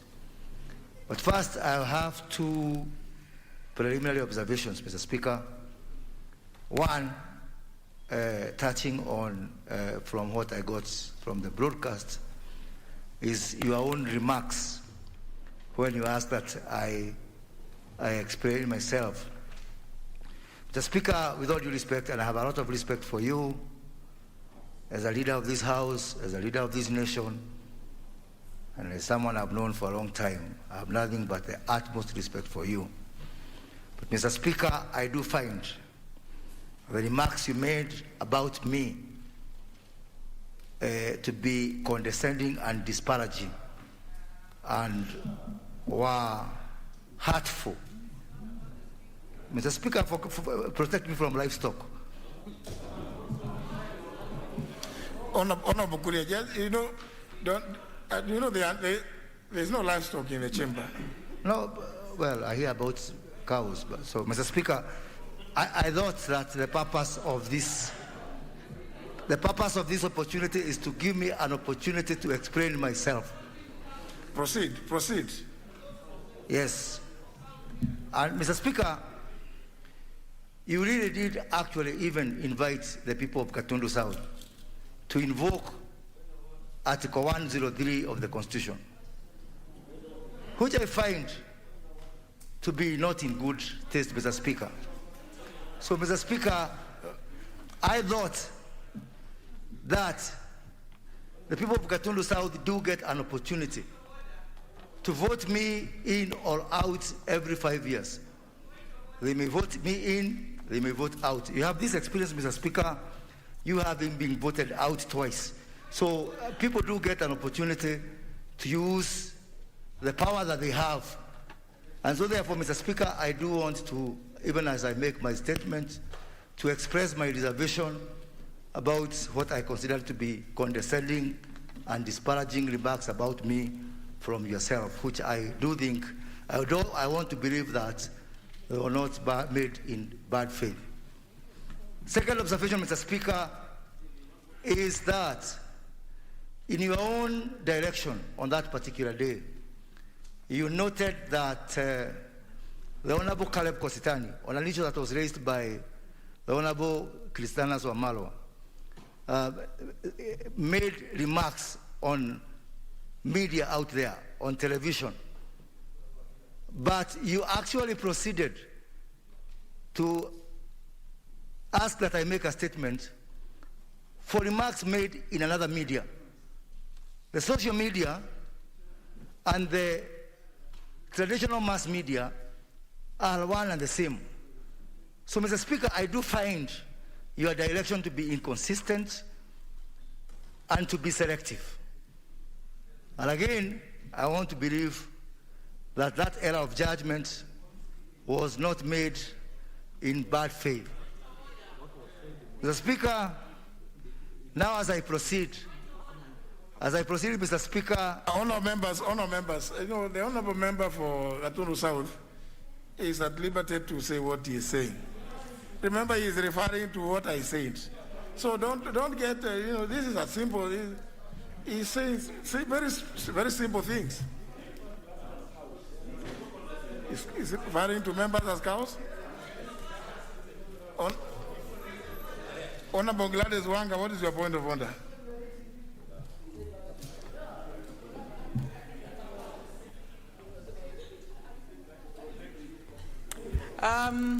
Honorable Speaker, thank you for this opportunity. Is the member of Gatundu South in order to continue to come from insulting these members to come to insulting you, Mr. Speaker, on the chair, because he has referred to you having made a ruling in this House as error in judgment? Mr. Speaker, is he in order to be not only condescending to the total membership of this House, but also to return to be condescending to yourself, Honorable Speaker, and to term rulings that you made on the floor of this House as errors in judgment? Honorable Speaker, I call on you to find the member completely out of order, Mr. Speaker, and the member should go straight to the point that was raised on the floor of this House, which is that he claimed that members of this House received 100,000 shillings each for voting yes. Mr. Speaker, we do not want to listen to his condescending things. We want to listen to what he says to the matter. So I call on him to be relevant to the point. Honorable Speaker, I beg you to find the member completely out of order. No, honourable members, that now is a point of order. No, yes, now what is the issue? Honourable Mwali, what's the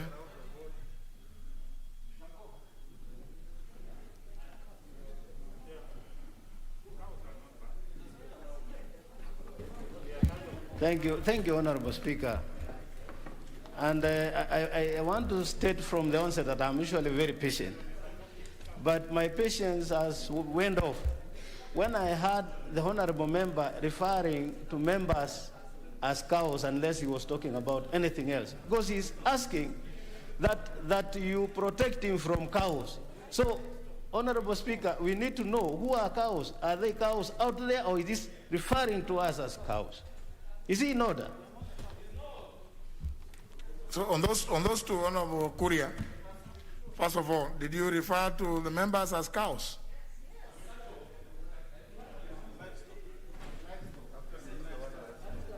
Yeah, at least give him. Can you confirm that you refer to members as cows and or livestock? Mr. Speaker, it is on record in this House that some people have referred to themselves as cows. Honorable Moses Kuria, I'm only granting back their request. Honorable Moses Kuria, did you or did you not? Mr. Speaker, no, I did not. Moses Kuria, can we get the answer? Mr. Speaker, members in this House have referred to themselves as cows. Honorable Moses Kuria, I have not asked you that question. Have you referred to members here as cows and or livestock? Mr. Speaker, I withdraw and apologize. What are you withdrawing? What are you withdrawing? Yes, I did refer to the self-declared members as livestock, but I apologize and withdraw, Mr. Speaker. Proceed. Now, Honorable Kuria, you are only to respond to the issues that as I've read out, that which was raised by the Honorable Dr. Makali Mulu, that you alleged in some medium that members had been paid the sum of Kenya shillings 100,000. Mr. Speaker, I will proceed to respond to that particular claim and state that, one, whereas I believe that this House cannot be dragged into things that happen in social media, all the same, in deference to this House and to the seat that you occupy, Mr. Speaker, I do want to state that it is a fact that on numerous occasions, members, including myself, and I think it's a weighty matter, Mr. Speaker. It's a weighty matter that I'm speaking that requires that I be heard in silence. Because if there's any threat to the decorum of this House, it is by these members themselves. If there's any threat to the dignity of this House, to how we will be remembered in history, is the conduct of how we as honorable members conduct ourselves. As people who are supposed to be the conscience of the nation, and me knowing very well, I want to give one example. When we had a parliamentary group for the Jubilee Party, Honorable Moses Kuria, I have no business, as you know, I don't preside over any political party meetings. So, Mr. Speaker, about what you do in Jubilee or any other Jubilee something, Mr. Speaker, I'm not interested. It is about what happened in the chamber. Honorable Moses Kuria, forget about those other stories. I go by your own comments. The subject you are discussing here did not happen in this chamber. So I beg to stop there, Mr. Speaker. So you did not make the allegation? I did not make the allegations in this chamber, Mr. Speaker.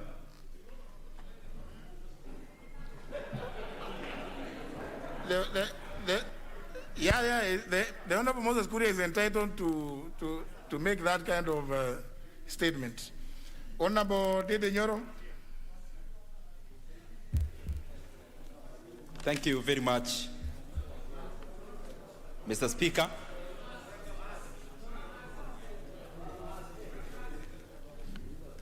Thank you very much, Mr. Speaker, for this opportunity to respond to the allegations that were made in the last sitting. And Mr. Speaker, I seek your indulgence that I relax my mask because I need to talk freely. And Mr. Speaker, as I rise, Mr. Speaker, please stop making noise, members. Give me time to respond because I also gave you time to accuse me. No, Honorable Dede Nyoro, who did you are not you? Who could you? You have no authority or capacity to give anybody time. All right, Mr. Speaker, I received your summons. And you know very much that I respect you in terms of the person, your person. And I also respect the chair and the speaker of this House. And therefore, Mr. Speaker, I actually suspended a lot of constituency business to come and respond and to show respect to your summons, Mr. Speaker. And therefore, from the onset, I want this House and even the chair to know that I take this House very seriously. I take Mr. Speaker very seriously. And I'm sure I am on record, even saying on the floor of this House, that among the people I look up to, one of them is none other than J.B. Muturi, in terms of experience, in terms of years. And therefore, Mr. Speaker, anything that I could say, and especially referring to the chair, Mr. Speaker, I will not be referring to you as a person. Mr. Speaker, I could term myself as a youthful member of parliament. And Mr. Speaker, like many other young people out there, many of us look for opportunities and actually aspire to come to this August House. And the expectations out there for this House, Mr. Speaker, are enormous. And when I was a bit younger, and I could watch the debates from other prominent members of parliament who have been in this House before, Mr. Speaker, I could see dignified people conducting themselves in a very dignified manner. And therefore, Mr. Speaker, I would want to give my response in a forthright manner without holding anything back. Mr. Speaker, for a country to start, and for a nation, and especially a modern nation to start, I believe that there are three prerequisites. Number one is to have a strong state. Mr. Speaker, number two is to have the rule of law. And number three, to have accountability. Now, Honorable Didi Nyoro. Yes. Please. You know, if we were in the usual meetings out there, we can have all the time to listen to this diatribe. But if it's possible, just for members claim that you used, you refer to them as con men, I don't know, things like those. Those are the only things, Honorable Didi Nyoro. If you didn't say it, just like the Honorable Kuri has just said, if you didn't, you didn't. And you can state so that we... Mr. Speaker, I believe this is a very weighty matter. And as I have said... Now you respond. Did you utter those stated ones, or did you not? Mr. Speaker, I don't think, because I've gone through the standing orders, and I don't think anyone has got powers to dictate to me how to respond to these summons. Honorable Didi Nyoro, you will either respond or not. You are not coming here to lecture people on the attributes of democracy, rule of law, and others. You are expecting to everybody here is expecting to know that. So just Mr. Speaker, forgive me. If you did not make those allegations, Didi Nyoro, I mean, you just say so. Mr. Speaker, forgive me, because this is my way of responding, and I will be very brief indeed. But it is important for me to give a brief background, Mr. Speaker. Did you or did you not? Do what? Utter those allegations, alleged ones. I am saying I am in the process of answering you. Mr. Speaker, if there was a no or a yes answer, then a response would have been written for me to come and read. So I should be given time to respect in the best way.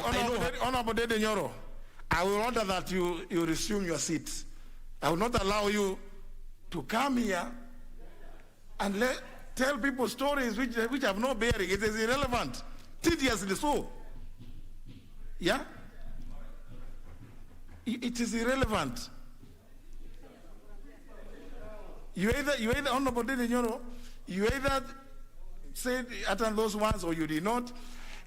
If you said yes or no and then continue to give the background, people would understand. But now you are giving us stories about what may have been written by Edmund Book. Yeah?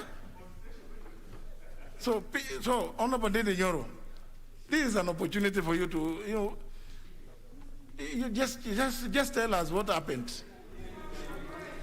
Mr. Speaker, I have gone through the summons and the answer, and the member purported that I actually referred to some people as cowards and traitors and sellouts. And Mr. Speaker, I actually referred to some people in those words. And therefore, I actually did. But Mr. Speaker, I want to give some background. Some people? Yes. Who are those? So not these members? Some could be. Now, Honorable Didi Nyoro, don't be clever by an inch. Which ones are those? Mr. Speaker, I'm sure I'll be through by now, other than these interjections. No, you can see, Honorable Didi Nyoro, the number of requests, interventions which are here, Mr. Speaker, I honored your summons, and I came to give my response. Why can't these members give me time to respond to their queries? Honorable Ngonjiri Wambugu, what's your point of order?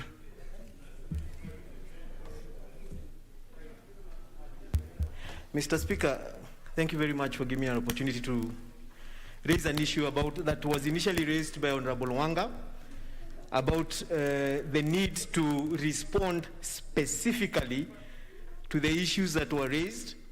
Mr. Speaker, the issues that were raised was that Honorable Dende called certain people sellouts, conmen, traitors. He has admitted that he actually called certain people that. He now needs to go on record and tell us who he was referring to so that we deal with it, because now what he's been doing is lecturing us on issues that have no consequence to this particular affair. So I was under that it is in order for him to continue lecturing us as elected members of parliament on something that he has been challenged, Mr. Speaker. He's not coming here based on something good that he did. He's coming here based on something that he's alleged to have done that is wrong.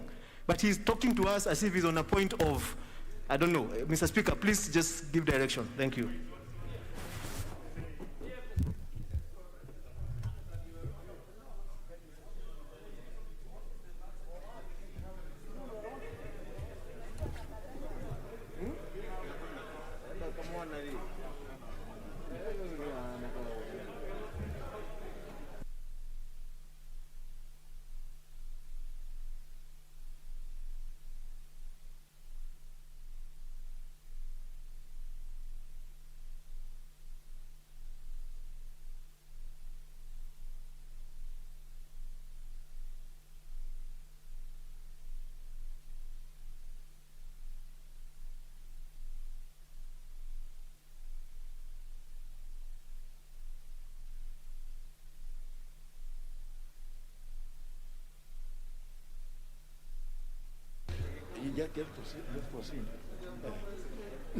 No, members, because the member that was a point of order, and I think the Honorable Didi Nyoro was in the process of explaining. But I think more importantly now, Honorable Didi, since you have admitted in your own words that you did refer to some members as traitors, conmen, and sellouts, perhaps you could go ahead now and tell us who those were.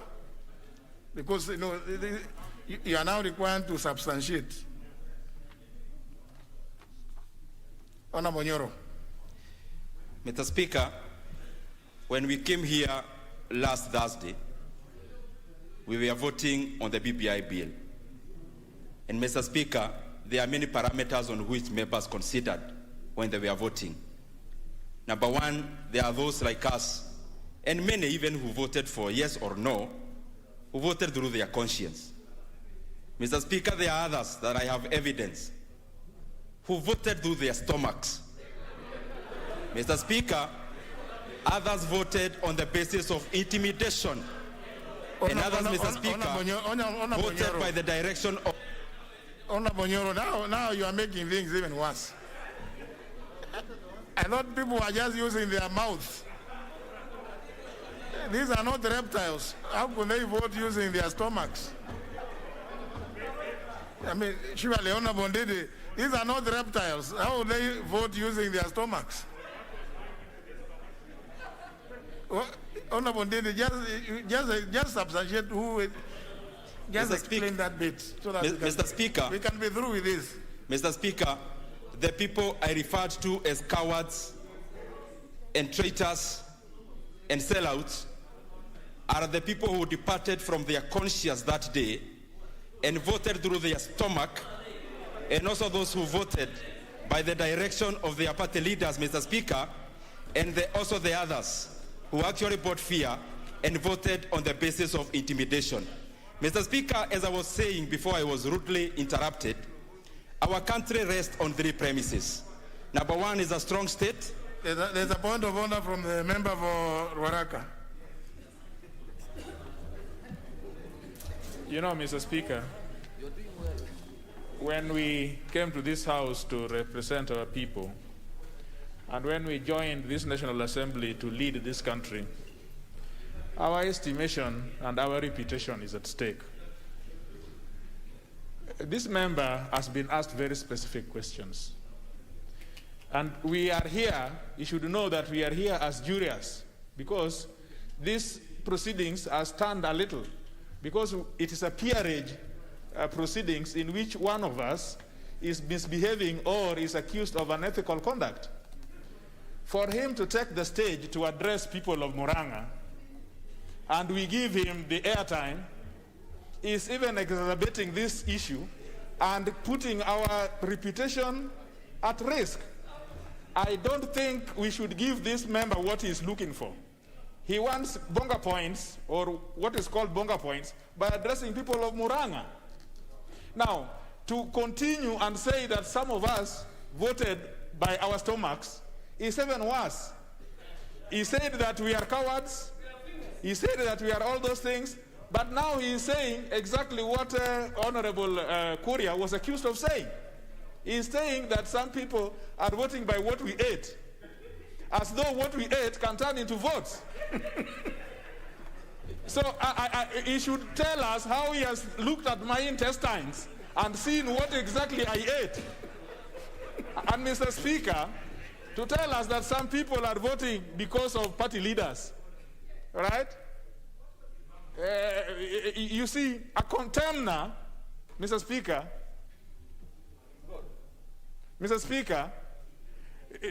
respectfully, a contemner, and you know that you have made these decisions before in your life, you know the position of a contemner. For a contemner to come before us and start even making it worse, abusing everybody, including the speaker, who must have partaken of that eating of the stomach. So, Mr. Speaker, these are very serious things. That this, and Mr. Speaker, Mr. Speaker, he is even calling himself youthful when I know that he is beyond 35 years of age. Yeah. So, Mr. Speaker, we have not come here. We have not come here for lectures, and we have not come here for people to abuse us. If he thinks he wants to abuse us, some of us has more English than him to abuse him. He cannot think that he has the command of language, or that Murang'a is any better than Ruaraka. After all, he will pass through Ruaraka as he goes to Murang'a every day. So we cannot accept that. Member for Garissa town must give me time to say what I must say. This is not a small matter to turn into things to do with politics out there. Some of us don't care. So what we care here is our reputation. Our reputation, people think that we are here eating things. Can you show us what are these things we are eating every day that they should? Thank you, Mr. Speaker. Now, honourable members, you know, I wanted us to deal with this issue about this, whatever is in your stomachs. I think, you know, this thing, Honourable Ndende Nyoro, I imagine that actually you've eaten today, or you'll eat, unless you're on hunger strike. So please, let's not go that route of food, unless you are using it figuratively.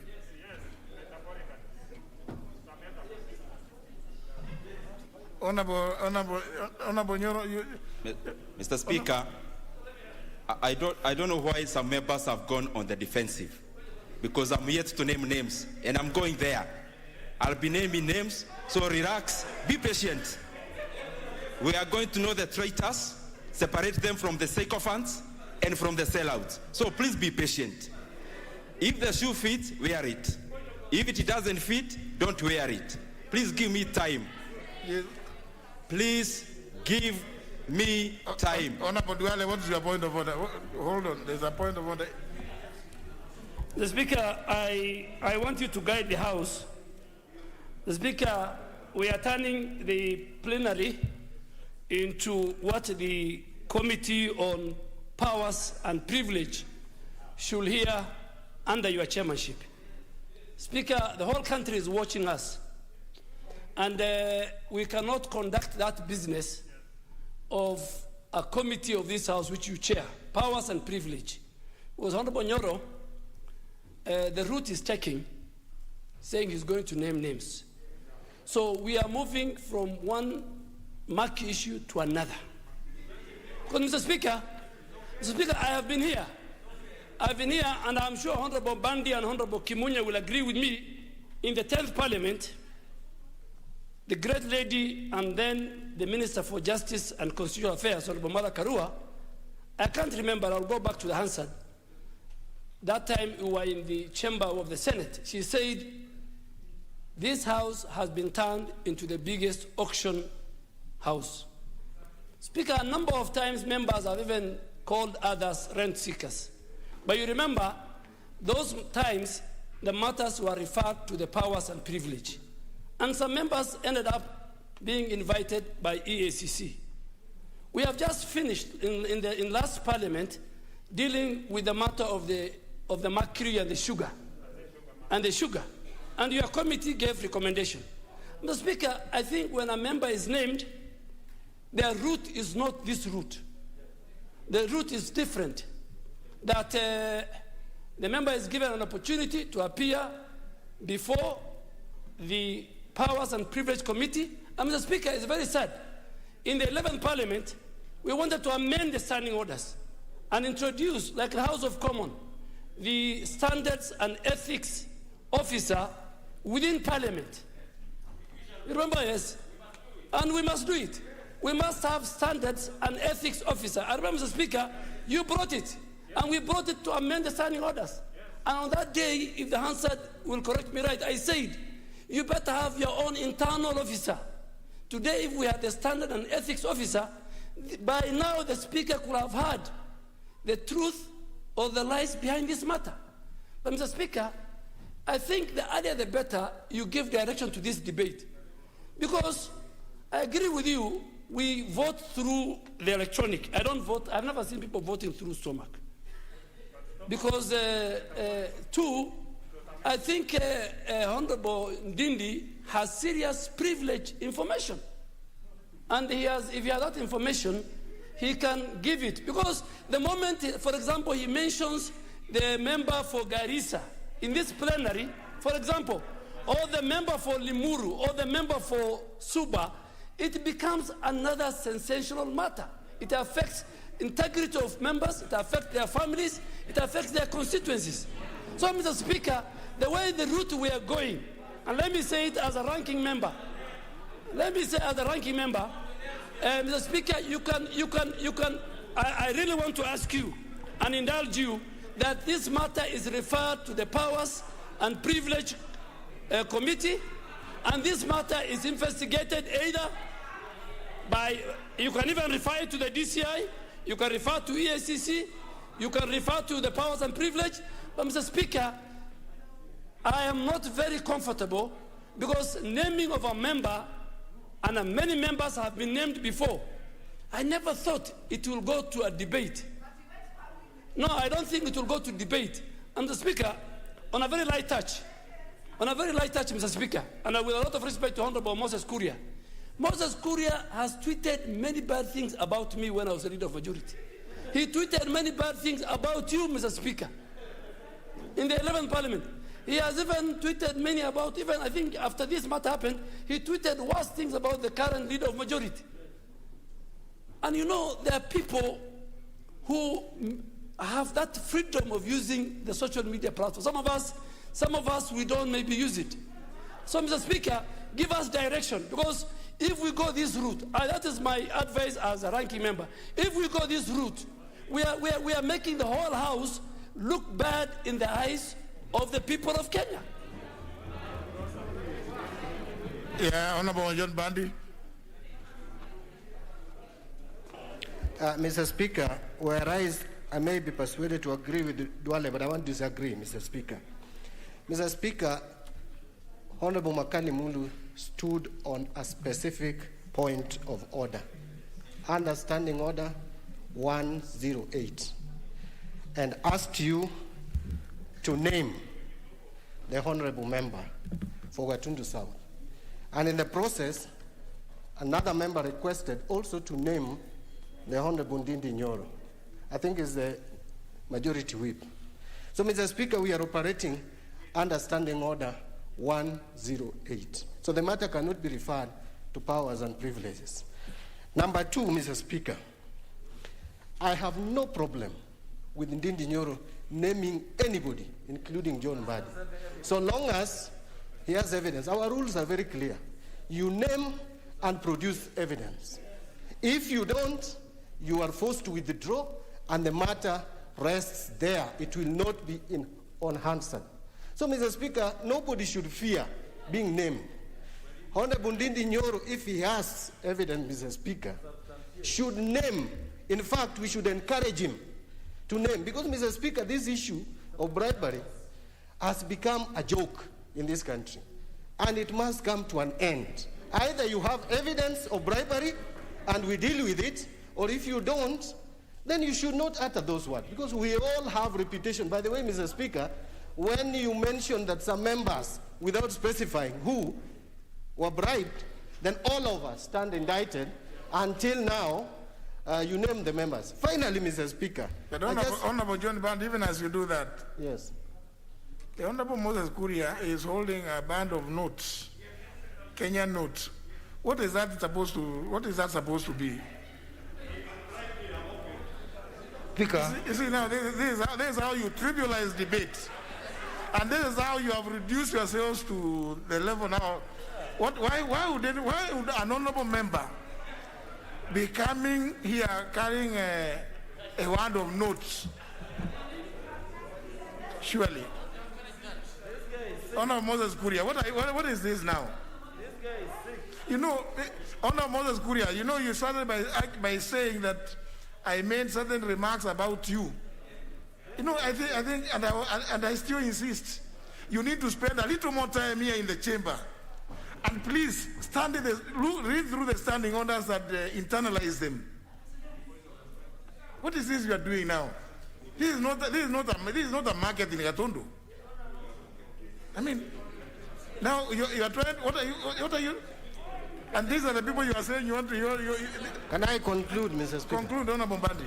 Mr. Speaker, I was just about to conclude, and really, Mr. Speaker, I think all of us, including Mr. Speaker, there is some loud consultation. Mr. Speaker, sometimes members of parliament make names by being radical, principled, and, Mr. Speaker, standing for the country. But I want, Mr. Speaker, if someone could allow Honorable Ndindi Nyoro to listen a bit. There is a honorable member, I think it's Honorable Meli. Honorable Ashiali is distracting Honorable Ndindi Nyoro. I was just saying that there's nothing wrong with making a name out of being principled, being forthright, etc. But, Mr. Speaker, those individual Kenyans, dead and alive, who have made names in this house, have operated within the rules.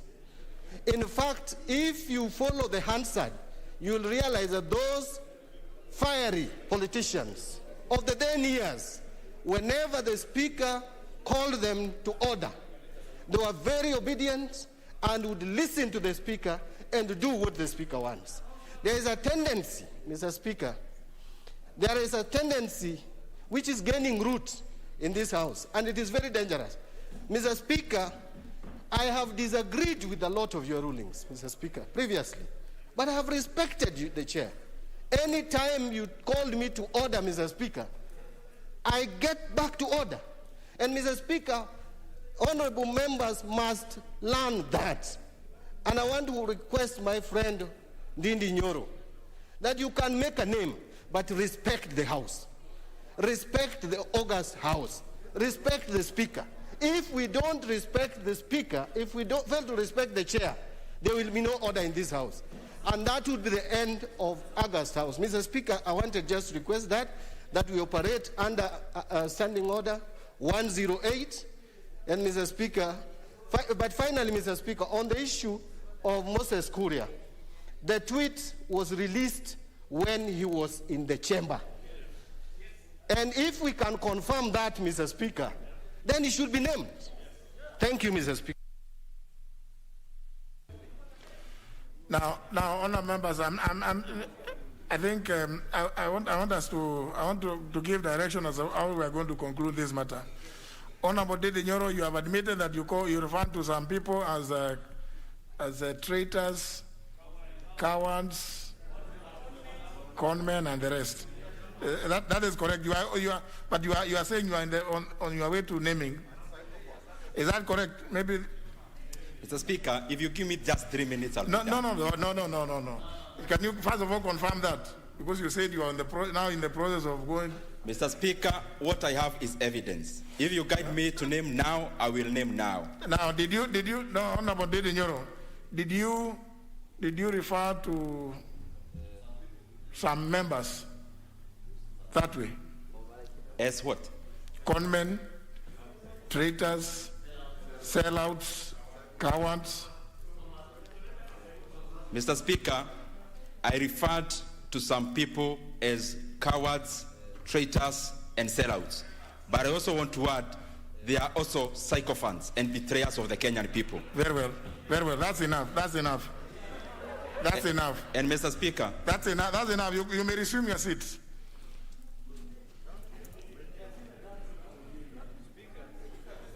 No. Now, honourable members,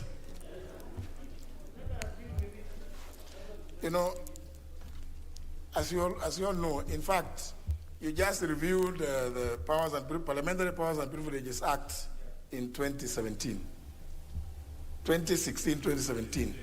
So it must be very fresh in your minds.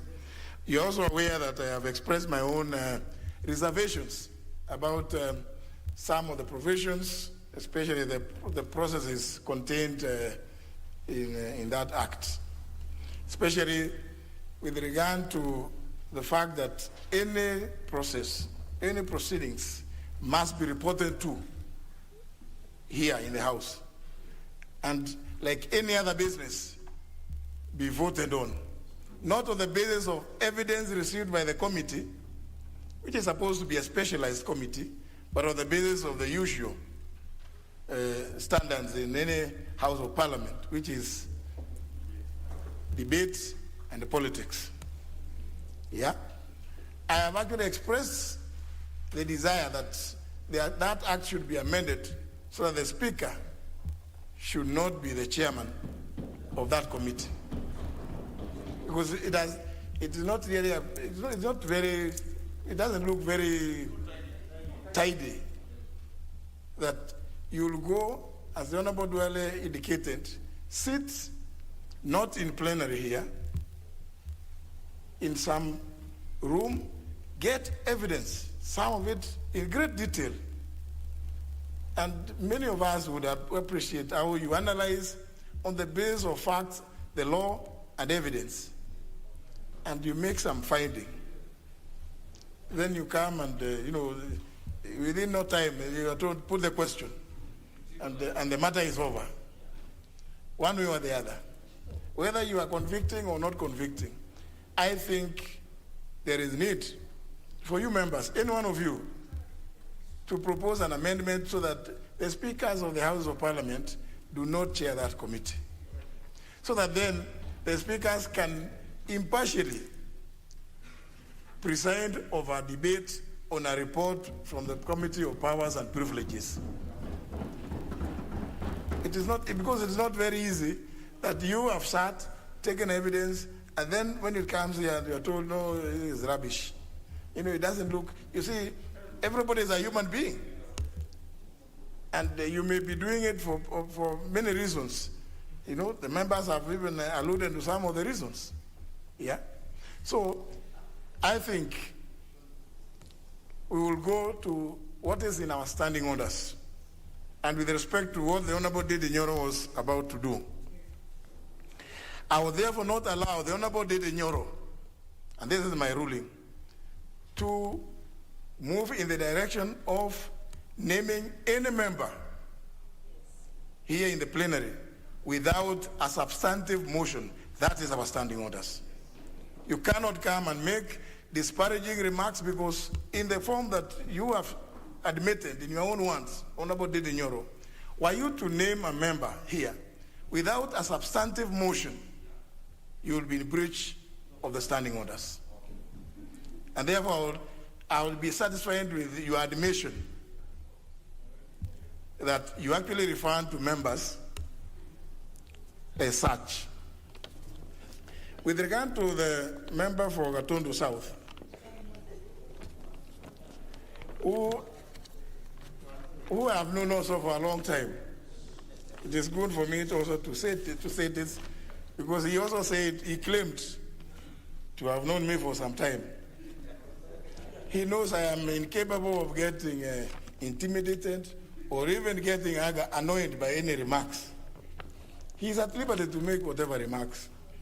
In fact, he has made several remarks about me, including one that after he saw me presiding at a church function somewhere in Uriri constituency, where the Honorable John Bandi was present, the Honorable Moses Kuria went ahead to claim that I had been fed with some fish, and that therefore, that's why I had said that the report of the Building Bridges Initiative cannot come here, which is still a fact. It could not come here except in the manner that it was, through a bill. And that's exactly what those who are present, the Honorable Mark Nyamita, the Honorable John Bandi, and others, the member for, what do you call the member for Kuria East? Kitayama, yes, the Honorable Kitayama. All of them would have told the Honorable Kuria that's what we were discussing. But the Honorable Moses Kuria is at liberty, as he did that time, to claim that the Honorable John Bandi, who left the function even earlier to go to another one, that he fed me with some, I don't know, some species of fish, I don't know which one. The Honorable Moses Kuria knows best which one. But of course, these are all, I take them to be the things that entertain the Honorable Moses Kuria in his free time. Because I know during his free time, he's a very active member. And I cannot take it. It is not the kind of thing that in any way can make me hold anything against the Honorable Moses Kuria. Because I don't know what species of fish he himself prefers. Maybe some species of chicken or some other stuff. But the Honorable Kuria is at liberty to hold views about himself, about me, about any other person. But the only thing that we request of all of us is, please, let us have respect for one another. Anything that disparages any one of us here, disparages the entire House and the entire institution of Parliament. So why would you want to call yourself a member of Parliament and you still want to destroy that same Parliament? Because any small bad thing you say out there, it will be the shame that is visited on that particular member is visited on all of us. So my plea to all of us is, please, let us have respect for one another. Even if you think somebody came here, howsoever, as long as that person, that member is in this house, he remains one of your colleagues and an honorable member, deserving of your respect just as much as he or she would be expected to respect you. So, honorable members, I think, for me, I am convinced that the two honorable members, and particularly the member for Kiharu, has conducted himself in a manner that is not in keeping with the dignity of the House, and hereby invoke the provisions of Standing Order 108 and name you Mr. Dindi Nyoro and reprimand you for your conduct. Honorable Dindi Nyoro, you see, the honorable members, this is for this reason that I have been saying that it is important for us to spend some little bit of time here so that we get to know our rules. So the Honorable Dindi Nyoro, that suffices. But any member is at liberty hereafter to move a motion for your suspension from the House in keeping with the provisions of Standing Order 108, subsection 2, paragraph A. Thank you. with respect to the Honorable Moses Kuria, who has clearly denied ever having made the statements that he is alleged to have made. I have no, I just, about the money which he has in his hand, that is his property. Where he takes it, how he uses it is his business. I will not direct Honorable Moses Kuria. No, he can donate it to a charity in Kamukunji. Because the Honorable Moses Kuria has clearly denied ever having made the statement that the Honorable Makali alleged he made, and I also, having not heard or seen it here, I decree that there is no further proceedings with regard to the Honorable Moses Kuria. I thank you, Honour Members. But, Honour Members, as I've said before, the issue of ethics and morality are sometimes matters of personal conscience, particularly for those of us in leadership positions. And in this regard, if there's any iota of truth, even though denied, I want to leave that to the conscience of the member to prick him. To prick him. I thank you, Honour Members. Honourable Mbandi. Yeah. Yeah. We can have whip moving. Honourable Wangwe. Thank you, Honourable Speaker. Honourable Speaker, in line with your ruling that the Honourable Ndindi be named, I beg to move that the Honourable Ndindi Nyoro be now suspended from the House pursuant to Standing Orders 108(2)A and 110. Honourable Speaker, I beg to move and ask my Deputy, the Honourable Maoka Maore, to second.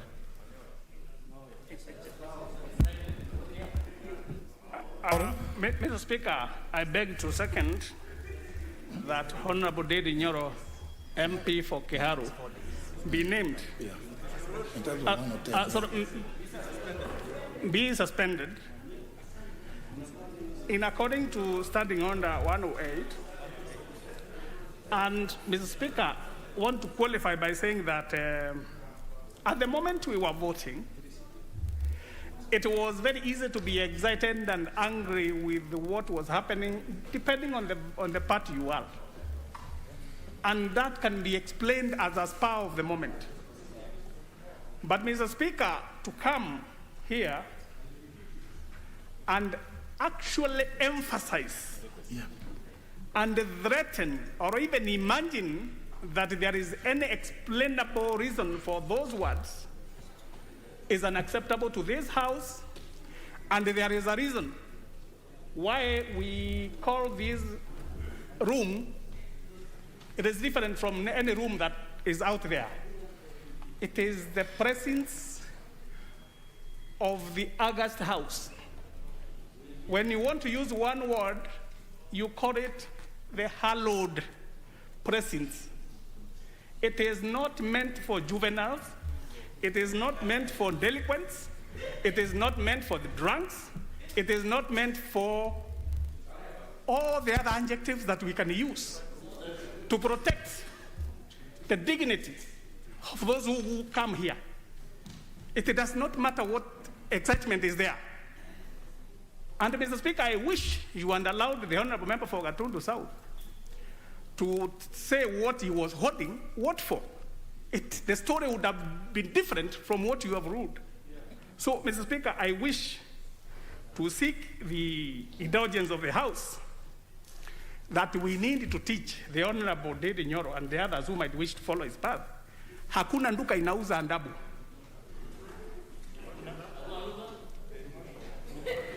Hakuna nduka inauza andabu. It is taught. Mr. Speaker, I wish to second the motion.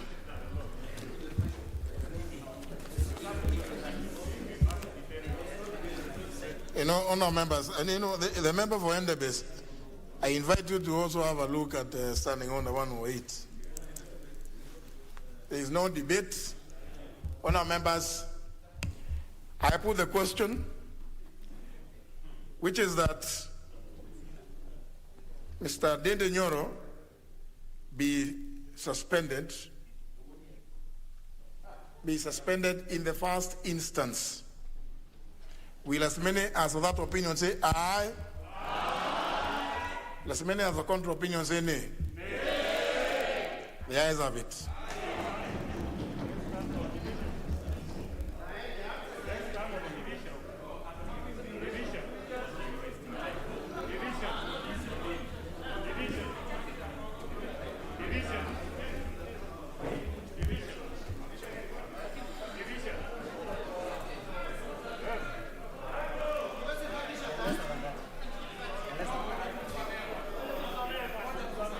Sorry, honour members, you don't have the threshold.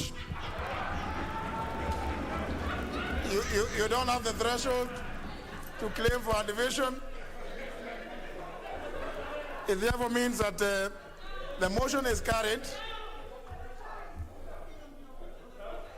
Honour members. Now even that, that behavior, honour members, is not good. Honour members. It therefore means, and honour members, I want to just explain to you, the standing orders, your standing orders, and this is in reference to the point made by the Honourable Duale. The standing order, your own standing orders are crafted in such a way as to treat you with a lot of dignity. It's for that reason that understanding order 110, now that the motion has been carried, the Honorable Dede Nyoro can only be and will only be suspended from the precincts of Parliament, including his office, for the period of 4 days. You must follow your own standing orders. For the period of 4 days, including today. These are your standing orders, and they are done that because you are supposed to be treated with dignity. But the recess period is obviously not counted. So the Honorable Dede Nyoro, please make your way out of the House and out of the precincts of Parliament for the start your 4 days.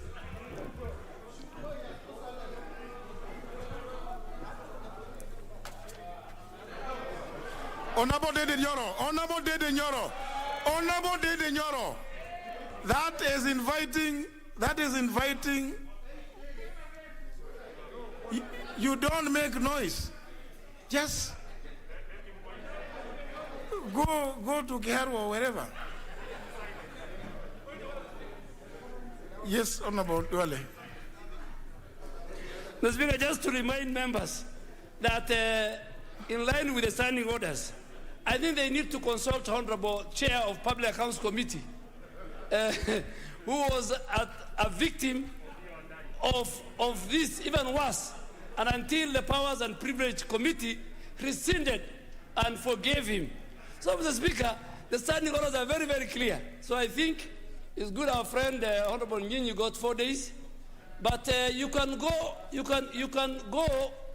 and ask Honorable Wandai, because he went for more days, and you miss many privileges, even the freedom of thought and freedom of speech that you enjoy within the prison of Parliament, Mr. Speaker.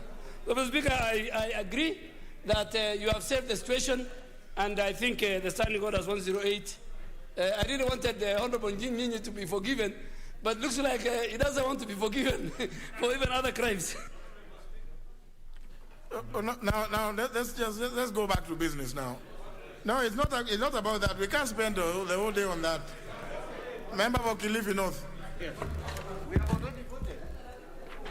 We are through without those issues now. Mr. Speaker, I thank you, Honorable Speaker. I rise to request that I presented an amendment act to the Chiefs Amendment Act in July 2019. We prosecuted this matter at the committee and also at the budget committee. But up to today, this has never come back to me. I have made many follow-ups with the clerk of the committee, with the chairperson of the committee. But, Mr. Speaker, can I catch the attention of the Speaker, for a minute? So, Mr. Speaker, I have made many attempts to get feedback on this so that a report is written for me to be able to know whether we can proceed with or not. I would like to request your indulgence, Mr. Speaker, that you request the clerk to forward the report, write the report and forward the report, so that you can also use your discretion, whether it's a money bill or not, that it be debated in this chamber. But the time it has taken from July 2019 to today, I have tirelessly followed this matter, and I would like to request your indulgence and the direction on the matter, Mr. Speaker. I thank you. Director Legislative Services is here, so you take up that matter and let's get the report as soon as the House resumes. Much obliged, sir. Yes. Honorable Sankok, what's your... Honorable Speaker, I had a request that I wanted you to address, Honorable Speaker, because, Honorable Speaker, there is a parking that is normally reserved for persons with disability. It is internationally recognized. The sign is known all over the world that it is reserved for persons with disability, and it is not for cosmetic, Honorable Speaker. Some members, Honorable Speaker, if they are dropped on the front of this House, Honorable Speaker, they will need to be carried to the chambers, Honorable Speaker. If they are dropped very far, it will be very difficult for them to access these chambers, Honorable Speaker. Honorable Speaker, so specifically, the parking for persons with disability is just opposite the door that goes to our media center, Honorable Speaker. Honorable Speaker, but honorable members don't read those signs. Honorable Speaker, even members of staff end up parking their cars in those parking, Honorable Speaker. Today, Honorable Speaker, we have complained severally, and we have told the security people and the sergeant at arms to preserve those parking for members with disability and staff with disability, Honorable Speaker. Today I met a car registered number KCU 396S, Honorable Speaker, KBS 597F, parked on the parking that is reserved for persons with disability. If you have the ability to walk across the streets, some of us don't have that ability. If you have the ability to walk upstairs, some of us don't have that ability, and some of the reserved parking are specific so that we access drums so that we can be able to access these chambers. So, Honorable Speaker, I ask for your protection. Now, I think that matter would be taken up by the clerk, and the sergeant at arms is advised to enforce. The sergeant at arms is the one who is supposed to enforce, but the clerk will take up the matter. Thank to you, ensure sir. that those reserved parkings are not taken up by other people or other members who may be not qualified to park in those spaces. Now, how these members who have raised, no, let's get the leader majority to move this. Next order. Honorable Speaker, I beg to move the... Order number 8, procedural motion, consideration of certain business received during the recess period. Honorable Speaker, I beg to move the following procedural motion, that notwithstanding the provisions of Standing Order number 120, 122, and 126, relating to publication procedure upon publication of bills, and Standing Order number 210, subsection 2, relating to tabling of statutory instruments, this House orders that during the period of the May long recess, 14th of May to 7th of June 2021, number 1, should a bill be published during the said period, or a published bill become due for first reading during the period, the Speaker shall, upon lapse of at least 7 days following the publication of the bill, the fulfillment of the provisions of Article 110(3) of the Constitution, and following a determination that such a bill is of priority, forthwith refer the bill to the relevant committee for consideration, pursuant to the provisions of Standing Order Number 127, Committee of Bills to Committees and Public Participation. And upon resumption of the House, cause the bill to be read a first time, and the second reading may be taken forthwith, or on such other day as the House Business Committee may determine. Number 2, should any statutory instrument be transmitted for tabling before the House during the period, the Speaker shall, following a determination the statutory period is of priority, forthwith refer the statutory instrument to the relevant committee for consideration and cause the statutory instrument to be tabled in the House during its next sitting in accordance with the provisions of Section 11 of the Statutory Instruments Act Number 3 of 2013. Number 3, should any paper be transmitted for tabling before the House during the period, the Speaker shall, following a determination that the paper is of priority, forthwith refer the paper to the relevant committee for consideration and cause the paper to be tabled in the House during its next sitting.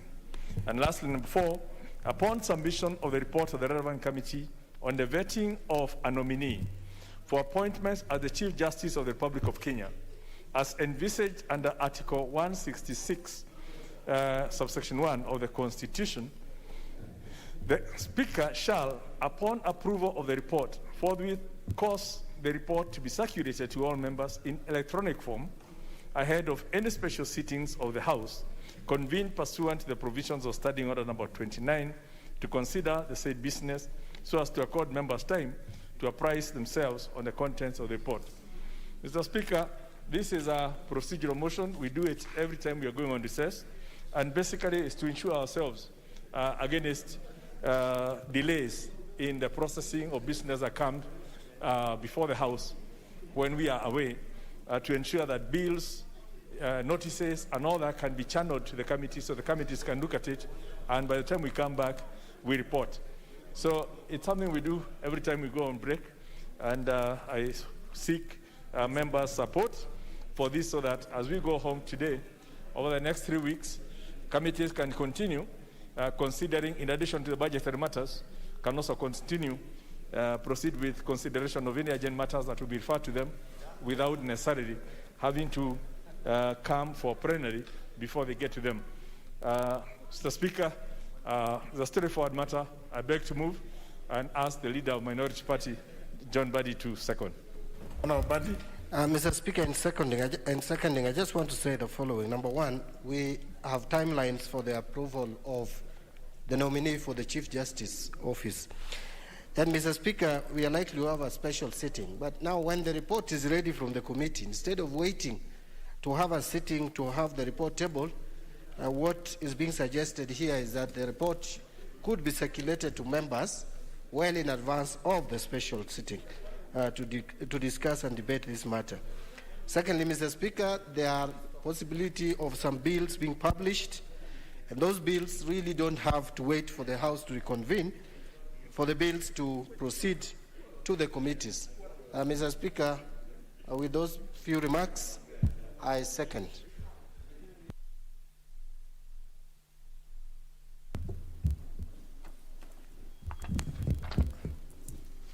Honourable members, I propose the question, which is that notwithstanding the provision of standing orders 120, 122, and 126 relating to publication, procedure upon publication, and first reading of bills, and standing order 210, subsection 2, relating to the tabling of statutory instruments, this House orders that during the period of the May long recess between 14th of May to 7th of June 2021, 1, should a bill be published during the same period, or a published bill becomes due for first reading during the period, the Speaker shall, upon lapse of at least 7 days following the publication of the bill, the fulfillment of the provisions of Article 110, subclause 3 of the Constitution, and following a determination that such bill is a priority, forthwith refer the bill to the relevant committee for consideration pursuant to the provision of Standing Order 127,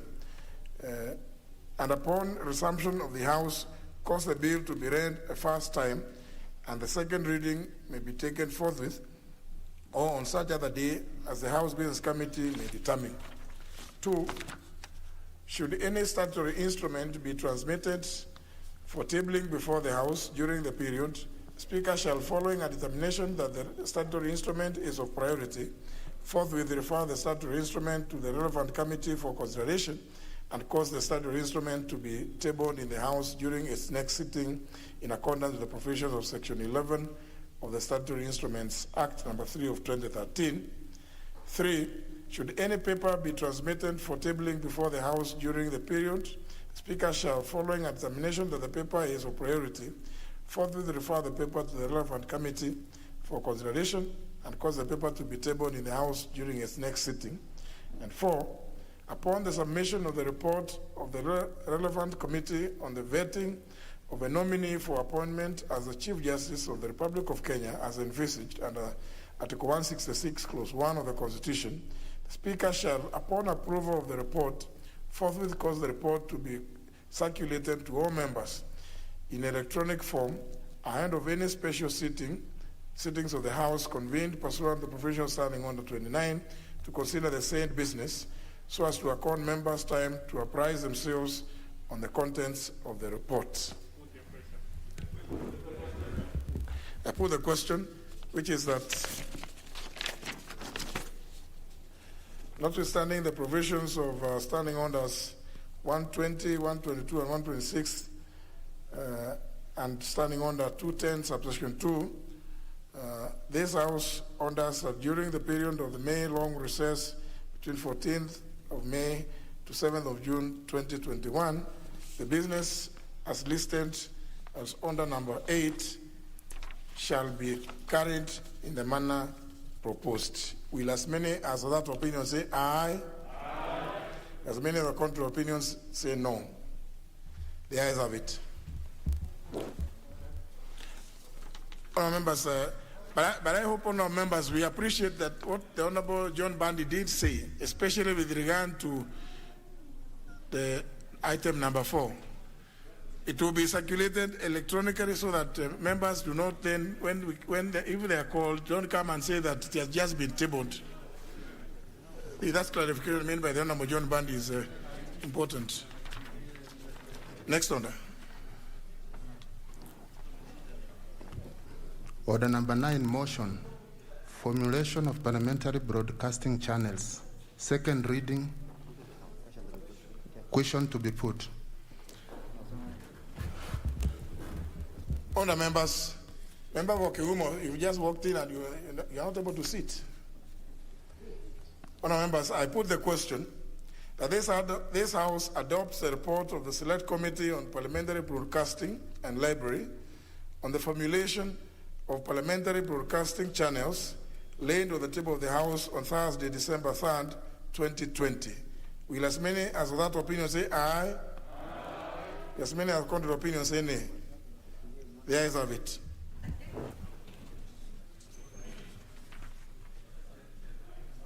Next order.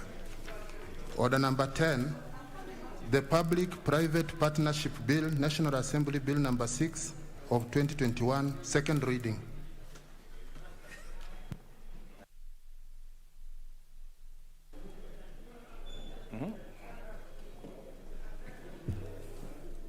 Honourable Speaker, I beg to move that the Public-Private Partnerships Bill, National Assembly Bill number 6 of 2021, be read a second time. Honourable Speaker, this bill went through the first reading on 25th of March 2021 and was thereafter committed to the Departmental Committee on Finance and National Planning pursuant to Standing Order number 127. Honourable Speaker, as you all know, our great republic has been engaged in a whole flurry of activities to do with infrastructure development, ranging from roads, hospitals, railways, and all other forms of social development that is critical for opening up the economy and creating job opportunities and creating the transport corridors that will facilitate farmers to get their inputs into their farms and outputs into the market, facilitate industry in terms of goods as raw materials and as final products to the markets, our interconnectivity with the rest of the region, and as part of enhancing our trade capabilities, our airports, our ports, and all this infrastructure development, we can see them. They are all over, including the electrification programs and all that. However, we all know that these capital projects, these investments, are heavily capital intensive. And we also know our limitations in terms of our revenue streams, be they in terms of taxation. Kenyans are also constantly talking of, we don't want any more taxation, we don't want to burden our future generations, including, and I believe that is well within Kenyans people to view. So when you now look at the dwindling resources, unless we become slightly more innovative in terms of our financing mechanism for development projects, we are unlikely to achieve our development objectives. Now, one of the most innovative ways of financing development projects has been the private-public partnerships, where a public project is then partnered with the private sector and with each deriving a certain benefit. So the private sector will put in their money, will put in their design, will put in their expertise, and then run the project over a predetermined period of time, collecting all the revenues, which will obviously have to be agreed upon, and at the end of that process, then hand over the project to the public sector. Basically, releasing the money that the public sector would have used to commit to that project to do other projects that are perhaps more urgent. For example, right now, the choice is between, do we do roads or do we do COVID mitigation? Do we do roads or do we pay for education? We are paying upwards of 27% of our budget for education only. If that 27%, which is because there's a constitutional commitment that all basic education is compulsory and free. We had to provide water in sufficient quantities. We had to provide for our socially, people who are not quite endowed. And this all takes money away into recurrent expenditure.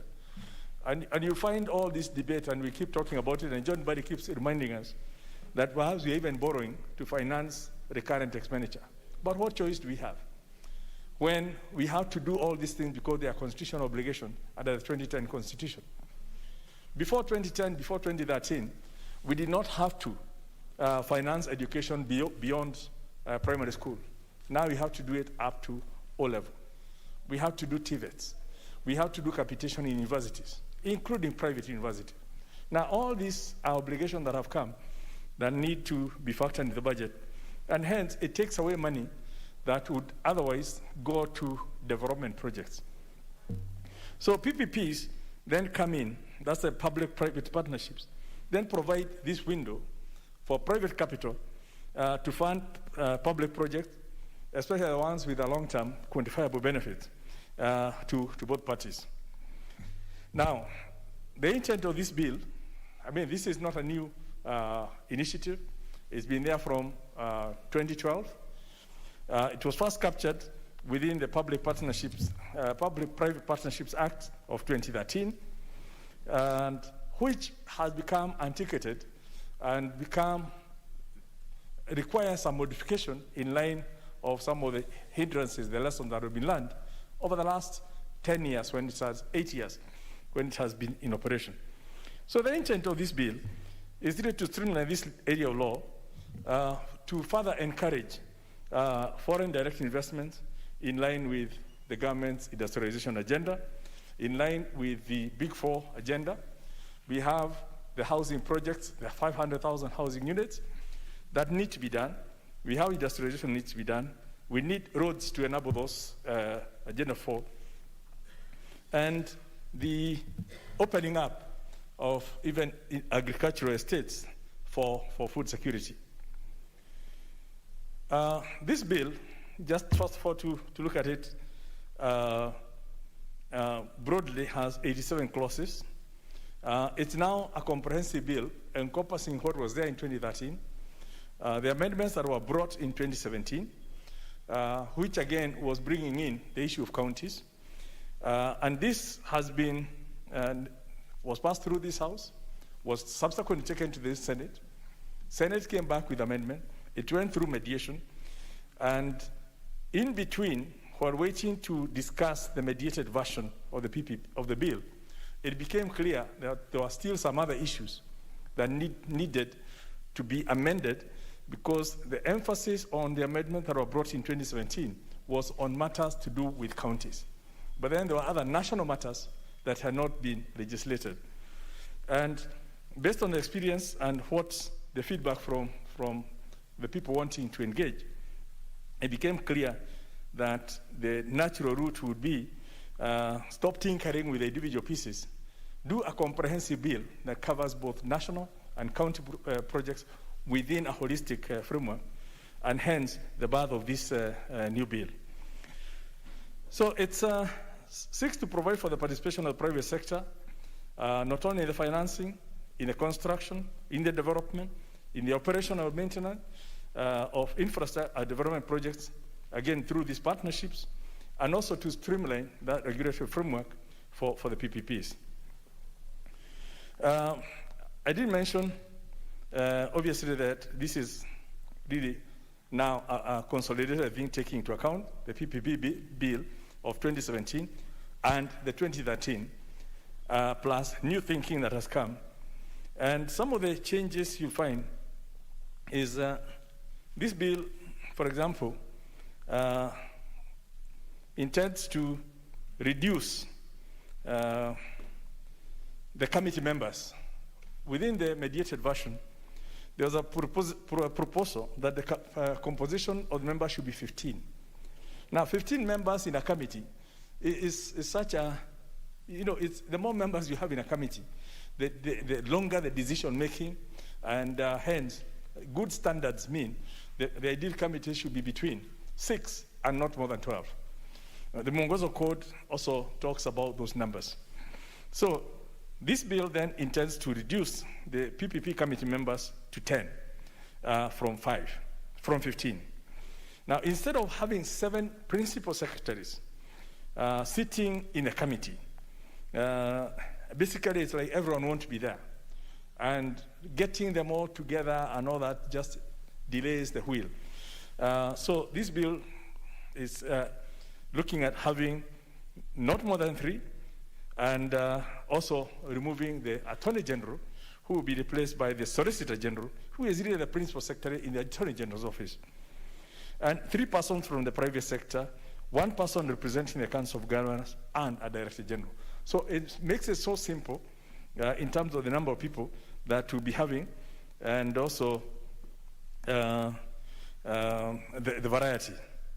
Now, in respect to the functions and powers of the PPP committee, the committee has also been given some more policy direction functions, while some of the technical functions have been assigned to a directorate, which was formerly a clause, and this is under clauses 15 and 19.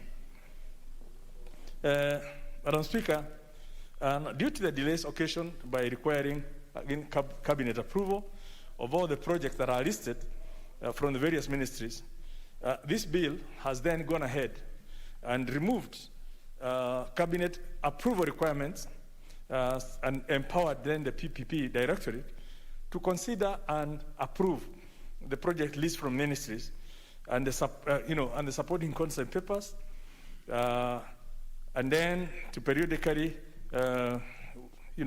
we'll then obviously brief cabinets and all that. But as in the original bill, the 2013, the architecture was such that ministries would generate a list of bills that need to go for PPP. It goes to cabinet. Now, that depends on when cabinet will meet next and whether the item will actually be reached when it's on the agenda. Then, after that, it then goes. So it's lots of bureaucracy over bureaucracy. And at the end of it all, we are talking of a whole government approach.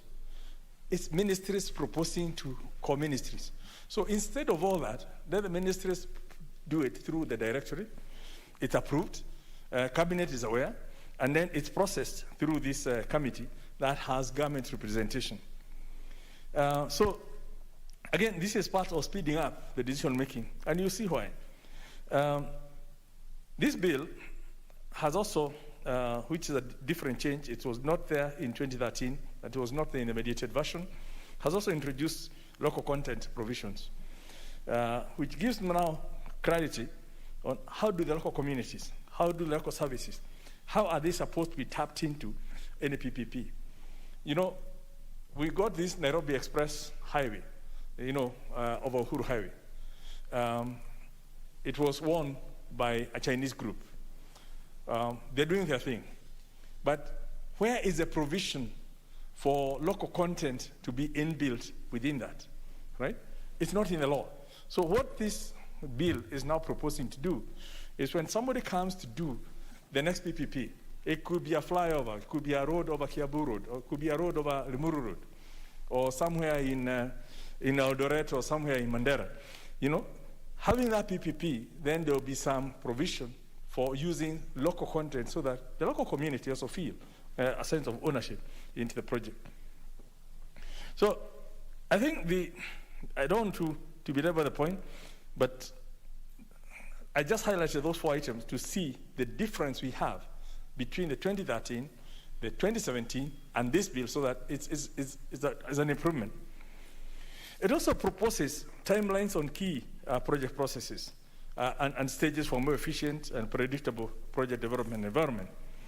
And this is critical because of the need for that predictability. For those of you who, members, Madam Speaker, who may be in the know, discussions over this Uhuru Highway overpass began way back in 2004, and we are now in 2021, 17 years ago. We wasted 17 years of debate, one group coming, another one going, and of course, the project escalates, the benefits are delayed. I believe there's members who are talking of the traffic jam on Mombasa Road because of some of these things. Yet we could have decongested all these things by the time we're doing Thika Road. In fact, we were supposed to have done in a seamless way, do Thika Road all the way to the overpass. Right now, we know what has happened. We had settled for a road with some grass, a road with some trees. Now it's all been uprooted. So it's all these costs, removal of services because they were put in the wrong place. And we can't do it like that. So timelines will be inculcated into that.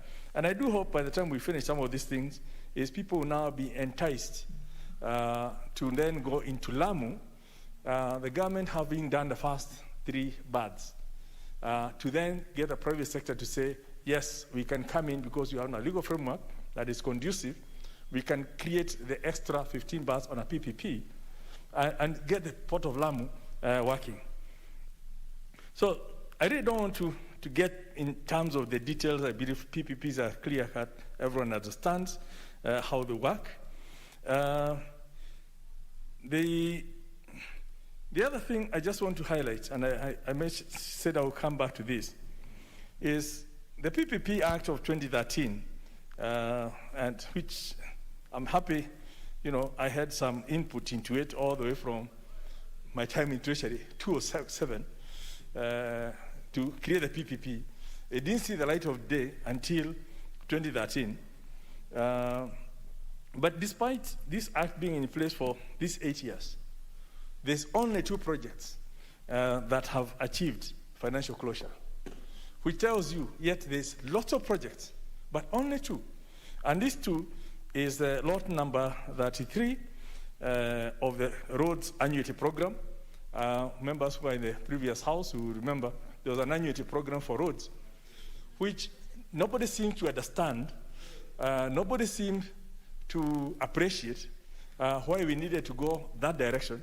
But one road, the Gong, Kajiado, Imaroro, Mashuru Road, which is 91 kilometers, was the only one that was done under that project and completed in 2020. And it's a lovely road. And it's open to public use. But the issue with it is that instead of the government now committing the billions that would have been committed, noting that government does not receive its money on a monthly basis as we pay our monthly taxes, then it needs to figure out, synchronize its development outlays to the same funding mechanism on a monthly basis. So instead of borrowing the billions and you pay over time, if somebody can do it and you use the road and you pay on a monthly basis, you're able to use your monthly income to provide services for 90 on a monthly basis. And that road is perhaps the only one that's come. The only other PPP project is what I've been talking about, the Nairobi Expressway project, which is currently under construction, and there's a target date of December 2021. Now, evidence then shows that the slow implementation of PPPs is evident that there are actually challenges, chiefly attributable to the legal framework, because it's not conducive to attract the kind of investors we want. Yet there's a lot of money out there waiting for investment. And you've seen people putting it on in buildings and everything else. People are moving to countries where there's conducive environment. They are opening up things because putting money in the bank, especially in the West, where the interest rates are tending towards the negative, you're actually losing money by having it in the bank. So you would rather have that money released into some project that earns you some return into the future, especially when you believe that a country can provide you the conducive environment. This bill is also expanding the scope of arrangements that qualify as PPPs, and also the scope of available procurement methods by introducing what we're calling now the direct procurement as one of the approved methods. Previously, all you needed is the government to say, we want to do this road, and people would then bid on who can do it better. But here we are having a situation where you want something done, including somebody coming and say it, the so-called privately initiated investment proposal, where somebody could just come and say, I would like to dualize Mombasa to Voi section because I've done my maths and I believe like I can make money, or I want to do from Lunga to Kiunga. I've done my maths and I can make money from it. And we allow them to do that. And it used to happen in the past. I mean, for those who may remember, the old Nyali Bridge used to be on a PPP by Kenya Bus and other places. So these things have been done. You charge your toll, you make your money, then you surrender the project. But when you come now with your Lunga to Kiunga road, and you don't know your numbers, then you are told, under the law, we need to advertise. So your own project is then used to compete with other people who have not even invested in it, and knowing the seepage and the leakage of information that we have, your own data is used by your competitors, and before you know, your project has been taken to somebody else. So we want to have this situation where you come up with an innovative project, you want to help the public in a certain way. I want to do a road in Kipipiri, and I believe I can do it. Let me be allowed, or electrification in Kipipiri. Let me be allowed. We agree with the government what can happen. I get paid my money, and the public get the full benefit. You can imagine all these county governments that are saying they don't have hospitals. They don't have headquarters. All we needed is get a local landlord to do the county headquarters, to do a hospital. Then list it out to the county government. So you find the immediate benefit, they pay on a monthly basis, and they don't have to tie billions in capital expenditure when all they need is delivery of services. And I think these are the kind of things that we are now looking at, because the demand for services is there and we don't have money. So that's the kind of direct procurement that we'll be talking of. I also did mention this bill is about reduction in terms of bottlenecks, in terms of steps that are necessary. One of the other things it's doing, it's actually reducing the approvals that are necessary. From currently, you need 12 approvals to only 3. And it's also, like I said, limits the cabinet role in the PPP process to policy and not the contract approval, which makes it faster. Madam Speaker, the bill also now has some certain provisions in terms of its institutional infrastructure. It gives the Director General a 4-year term, which is strategic because it's informed by the need to have the DG in office for a reasonable period that is neither too short nor too long, which gives it a certain amount of independence and limits the political interference and influence. County governments, like I said, this bill is now comprehensive. It brings in both national and county. And county governments will now be brought into this bill as contracting authorities. And like I said, within the board, the committee, there's a representative of the Council of Governors who will obviously take care of the interests of the counties. Unlike previously, counties were basically wrongly described as the PPP Act of 2013, which then triggered all these conflicts that the amendments of 2017 attempted to sort out. And this county representation has also been introduced even in the, not just in the PPP committee, but also in the petitions committee. So they were represented. The bill has also provided for all this other procurement process and detailed the various arrangements at our second schedule, which makes it very clear now for all parties, especially our potential investors, because as you know, when you look at the Public Procurement and Asset Disposal Act of 2015, as indeed all laws, they are really designed to keep off, designed with mischief in mind, from a point of view of, distrust. We believe everyone selling to government is likely to steal. So let's make the law so difficult, that you must pass so many hurdles to prove you're not stealing from the public, rather than facilitating you to do business. And hence, you end up with anything being bought by the government, when you load all those approvals and steps that you have to comply with, and each has a cost, you end up with, if you are to buy this water directly from the shops, you buy it a fraction of what a government institution will buy by the time it lands here, because of all those bottlenecks that we do. And cost of doing business then becomes too much. So this is all about easing all that, so that the chaps who are doing the Nairobi Expressway can risk their money for the time they have, do the best quality, because the road must survive the time they need to investment and give it back and maintain it.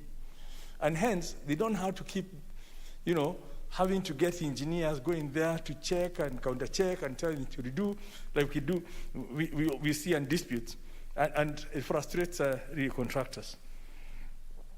The bill has also provided for foreign exchange, and inflation and interest rates adjustment, because, of course, we know all these development projects, they have a longer time frame. They are more likely to involve foreign currency, both in terms of investment and in terms of cost, and involve in borrowings, and hence, if you don't input all these things, an exogenous shock, like the COVID comes in and the markets go gaga, somebody could well be hit hardly for this, and yet they're doing it for public good. If anything happens, then you need to know how are you ensuring both the private person and the public sector. I could go on and on. This is a topic I love. The bill provides also contract timelines, again, for the various PPP projects. And like I said before,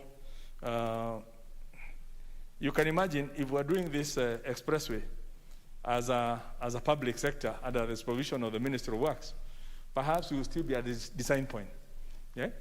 But you can see the workings that the private sector is doing because it's in their interest to complete the project fast enough so that they can start reaping the benefit of this project. Because once you're told you have 20 years on this project, if you spend 5 years in doing the project, you only have 15 years to recoup your money. But if you're able to do it in 2 years, then you have an extra 3 years in terms of earnings. So that kind of incentive is important for achieving project objectives in good time and not continue just being on construction mode. And I'm not saying that the Ministry of Infrastructure is slow, but we've also seen some roads that have taken up to 5 years. There's some road in Okarau town, a 4-kilometer town road that started in the last term of Parliament. 4 kilometers of road within a town, and it's still being ongoing. Yeah, that's more 4 kilometers. And we've seen others elsewhere, but we've seen the speed with which this expressway, and also the lot 33 that I talked earlier, the speed they were executed. So, Honorable Speaker, this bill, I believe, will go a long way in enabling Kenya to achieve better quality infrastructure, to reduce reliance on the exchequer for development, create more job opportunities for Kenyans, and facilitate ministries and current county governments to provide expertise to the PPP agenda. Members, I think when we have traveled in our benchmarking, you will note all the highways in the US.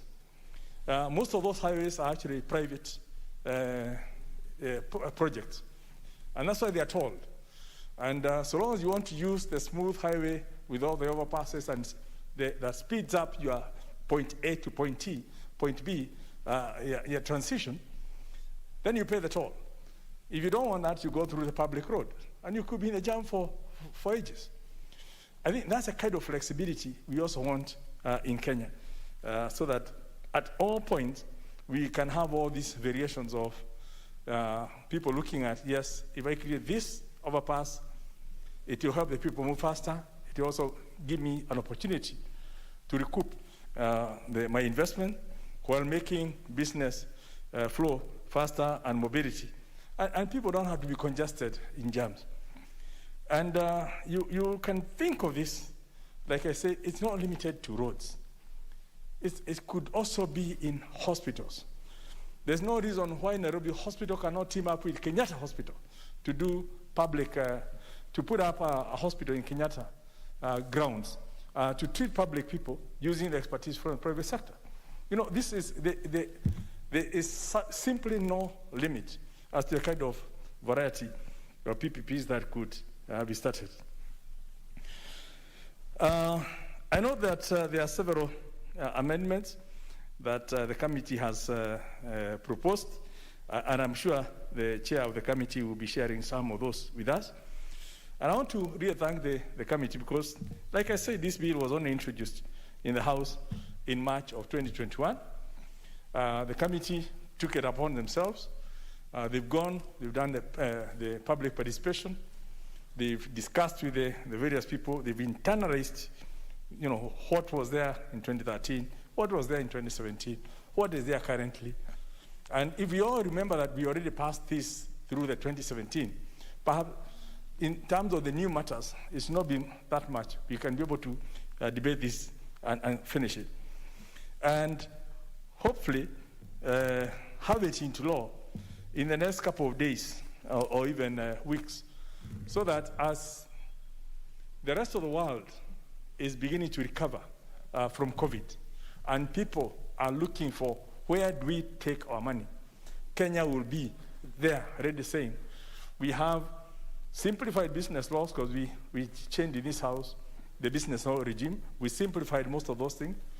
We will also be selling them. We have a modern and simplified PPP framework that you can come and participate. We also have a new constitutional order or we are going to have a new constitutional order that guarantees peace and unity and avoid the turbulence that we see during elections, which is one of the things that keeps off investors, because they want to see that predictability. And I mean, the sum total of all these investments in terms of legal framework, in terms of political framework, in terms of economic framework, is what will happen, what will help increase the flow of direct investments, foreign investments into the country, which will spur the development we need, create the jobs that we need, revamp our economic base so that the taxation can go up, and we are able to even repay some of the loans that we took to do things that perhaps we should have funded through these PPPs. For example, we could have funded the railway through PPP. We could have funded a number of these roads through PPPs, yet so that all that money could now have gone into other social interventions to secure the vulnerable groups and others. So, Madam Speaker, like I said, I love this topic, and I love the changes that are coming in this bill. I want to encourage even our own Kenyan investors. I know we have the highway was done by the Chinese. Lot 33 was done by a Kenyan company.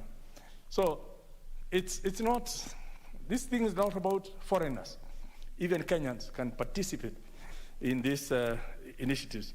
I want to encourage them to take advantage, and when we pass this law, to actually now have a whole lineup of projects people think they can do, not just at the national level, in our constituencies, in our counties, to spur development across the entire country. With those remarks, Madam Speaker, I beg to move and ask the Honorable Gladys Wanga, the Chair of the Finance Committee, to second. Honorable Wanga.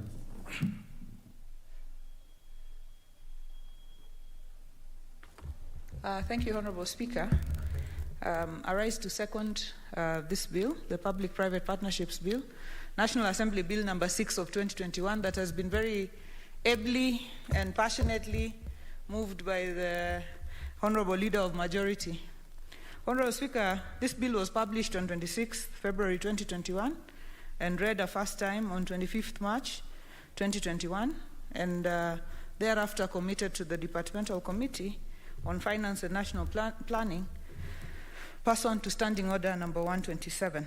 Honorable Speaker, for the record, the committee conducted public participation pursuant to Article 118, 1B of the Constitution and Standing Order 127, and received written memoranda and oral submissions from the National Treasury, the Public-Private Partnerships Unit, the Institute of Certified Public Accountants of Kenya, the Public Procurement Regulatory Authority, the Council of Governors, the Engineers Board of Kenya, and the Kenya Association of Manufacturers. Honorable Speaker, all stakeholders were in support of the bill, but proposed amendments which the committee put into consideration while preparing the proposed committee amendments, and some of the proposals were adopted, forming part of the committee's amendments. Honorable Speaker, as has been elaborated by the Leader of Majority, PPPs target to unlock funds that exist within the private sector to enable us foster economic development without necessarily always falling back on money from our exchequer. Honorable Speaker, there's been a lot of debate, national debate around the issue of our growing public debt. One of the ways and one of the reasons why my committee, the Finance Committee, took the matter as serious and urgent, and one of the reasons why we moved with speed to engage the stakeholders on this matter is so that we are able to provide a legal framework within which we can attract private money, so that the debate on public debt, we can find other avenues, because the country has to develop. We must chew gum and scale the stairs. So we must look at how to get vaccines or how to educate our children and fund free primary or secondary education, while at the same time providing infrastructure and becoming the hub of the region in terms of investment and development. And one of those avenues through which we shall be successful is by providing this legal framework for public-private partnerships. Honorable Speaker, the Majority Leader did mention that since the passing of the PPP Act of 2013, and which has now been in place for close to 8 years, only 2 projects have been brought to financial closure. So, of course, there is a problem. Because if you have only done 2, you've only closed 2 projects in 8 years, then you must look at where the gaps are. And when the legal framework was looked at, this is what resulted in the amendments that have been brought in this PPP Bill of 2021. As the Majority Leader elaborated, the one that came in 2017 was to bring in county governments so that county governments would also become players.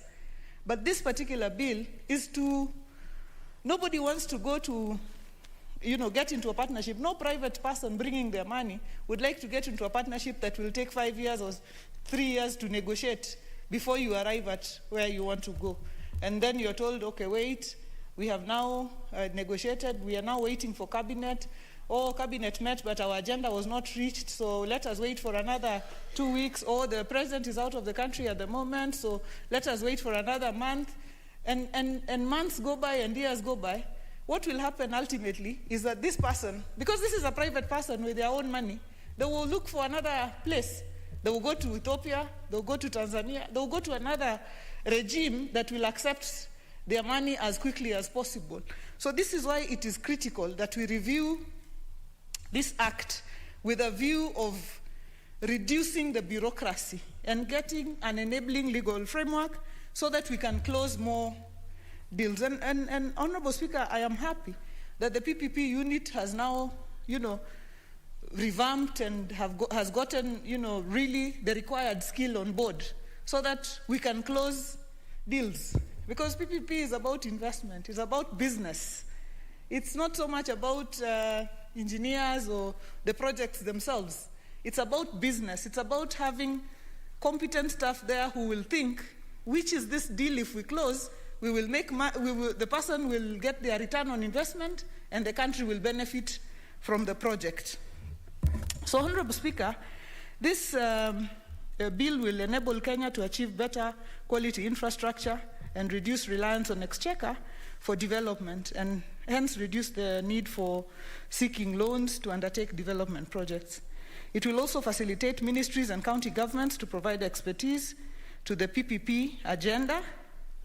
And most importantly, Honorable Speaker, or very important, in clause 77 of this bill, there is the introduction of local content. When Kenyans might think about PPP, and Majority Leader has alluded to this, and think about it as a foreign concept or a concept to enable foreign money, but you will be surprised at how much money even Kenyans themselves have and do not know where to invest. So this provision for local content is such that even if you have a foreign company or a foreign person coming in to carry out a program, there will be room mandatorily for local content. And that is very, very important because it will enable Kenyans get jobs and business opportunities. Honorable Speaker, there is a provision now for a fully fledged directorate for the PPP so that you can be able to attract enough good stuff. And what happened previously in the 2013 law, there were what are called nodes, which are PPP units in every contracting authority. So such that if you went to Kenya as an example, Kenya would have to have a PPP unit, some water board somewhere will have to have a PPP unit, and these were called nodes in every contracting authority. But what this bill has done, because of the expertise required to close deals, it has created a directorate that can attract the skill set that we need to close these deals. So the directorate will take the place of all the nodes that we had in the various contracting authorities. So, Honorable Speaker, the bill reduces bureaucracy as it reduces statutory approvals by the PPP committee from 12 to 3. Previously, you would have to go through 12 sets of approvals. Oh, come back. Okay, is this your proposal? Okay, go. Is this the feasibility study? Okay, go to the committee. And you know the committee, as is set out in the bill, consists of principal secretaries. So you have the principal secretary National Treasury, the principal secretary Planning, the principal, up to 10 principal secretaries. By the time you put these people, all of them together, and you get a time that they are available to meet, to look through your feasibility study, you're looking at a nightmare. So that has been reduced from 12 to 3. And then it limits the role of cabinet to policy and not contract approval. So cabinet will give a guideline, and then the committee and the directorate will now move to seal the deals or conclude the contracts. Honorable Speaker, it also defines county governments as contracting authorities and has representatives of the Council of Governors on the committee. The reason is a lot of these projects actually go on in counties, and some of them fall within mandate of county governments, hospitals or sometimes water projects as examples. Honorable Speaker, it provides for procurement process for a PPP, which is not covered in the Public Procurement and Assets Disposal Act of 2015, and I'll speak a bit to that on what the committee's thoughts were. It provides for contract timelines, which was not covered in the PPP Act, and that the Majority Leader has alluded to. Honorable Speaker, apart from providing the time within which when you submit your proposal, for example, the time within which you get feedback, there is also the provision for timelines for the time within which, after you get into a PPP, the time within which you must begin that contract. Because, Honorable Speaker, you find that there is a PPP that was signed for the Rironi-Nakuru-Mau Summit Road, the one that we signed with the French, and up to date, they want to come back for renegotiation upon renegotiation without starting the project. So what the bill is also doing, one of the amendments we are proposing, is to have a period within which you have to begin the project. We are proposing a 6-month period within which, after signing the contract, you must now begin the project and not create any further room for negotiation and renegotiation. Some of the issues that were observed by the committee, Honorable Speaker, is this bill, mainly, if you look at the bill itself, and members might have had a chance to look at the bill, right from clause 37, through to clause 60-something, it's all about procurement processes for PPPs.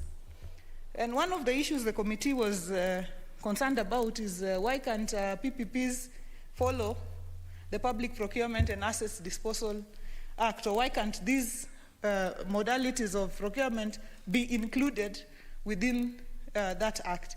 But, Honorable Speaker, it was clearly explained that it is important to note that PPPs being special arrangements, where more often you are actually dealing with private funds, you cannot subject them to the Public Procurement and Assets Disposal Act. They are unique in comparison to budget-based projects, and as the Majority Leader is whispering there, they are apples and oranges.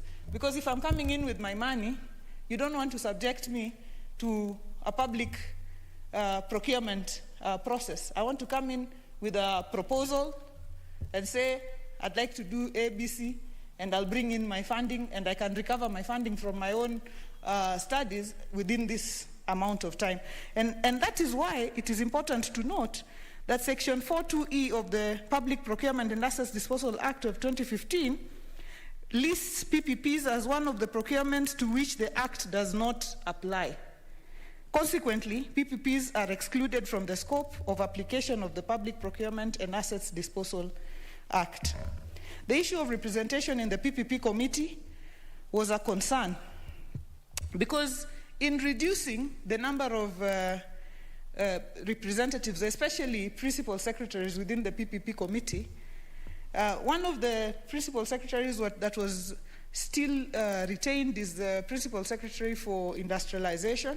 So the committee felt we can have the principal secretary for national treasury, the principal secretary for planning, principal secretary for infrastructure, and then have the rest of the principal secretaries co-opted on the basis of which project is being discussed at any given time. Because otherwise you would have all principal secretaries of all the departments, because at some point you will be dealing with a project on power. You need the principal secretary for energy. At some point you will be dealing with a project on a hospital. You need the principal secretary for health or their representative at any given time. So that is one of the thoughts that the committee had. The committee felt that the scope for qualifications for the position of Director General should be looked at. Currently, it's a bit narrow. The bill is also silent on the process of recruitment of the Director General. This being a position in the public service, the committee felt that the bill should expressly provide for this recruitment in order to ensure that filling up of the position is done competitively in a transparent manner.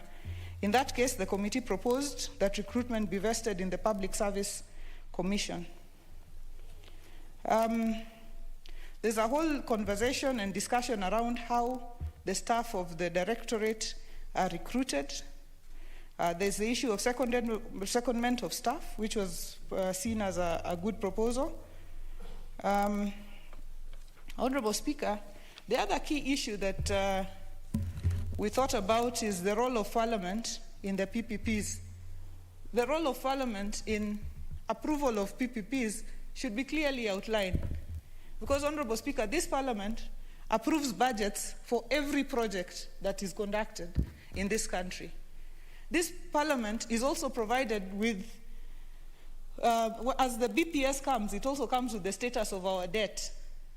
So we felt as a committee that the issue of PPPs, that we must find a mechanism through which the PPPs at a global level, not on a day-to-day basis, but at a global level, Parliament is appraised of which PPPs the country is getting into. Because there's also the aspect of contingent liability, which the government has to, assign. So it is important that the role of Parliament is included in as we negotiate the PPPs. And the other point also, Honorable Speaker, and as I conclude, is in order to safeguard the interests of the public, the committee was of the view that PPP contracts should not exceed a concession period of more than 30 years.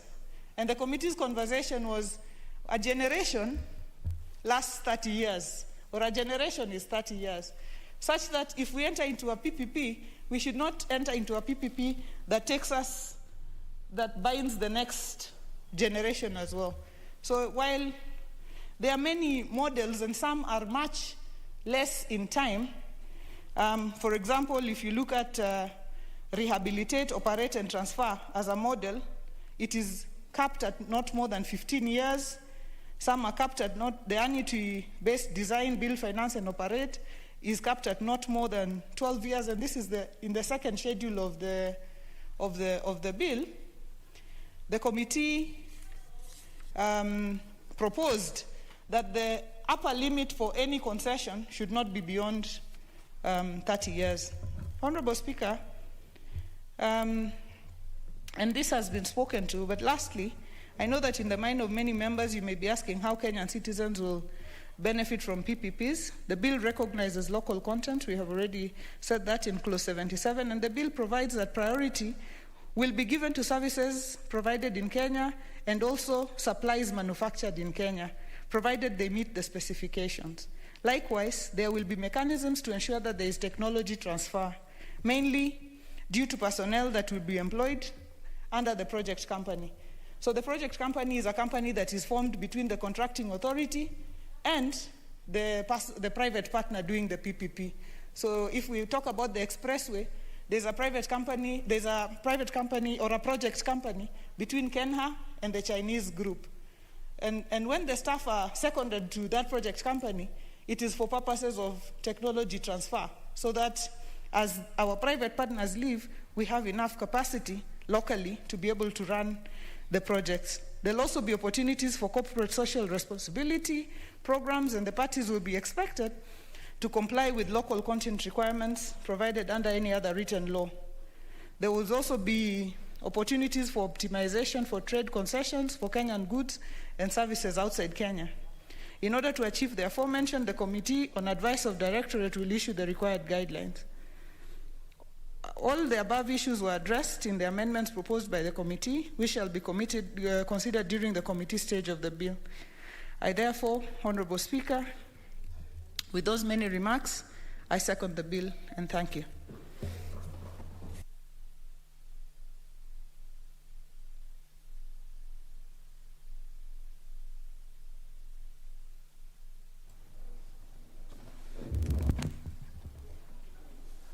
Honorable members, I go on to propose the question, which is that the Public-Private Partnerships Bill, National Assembly Bill number 6 of 2021, be now read a second time.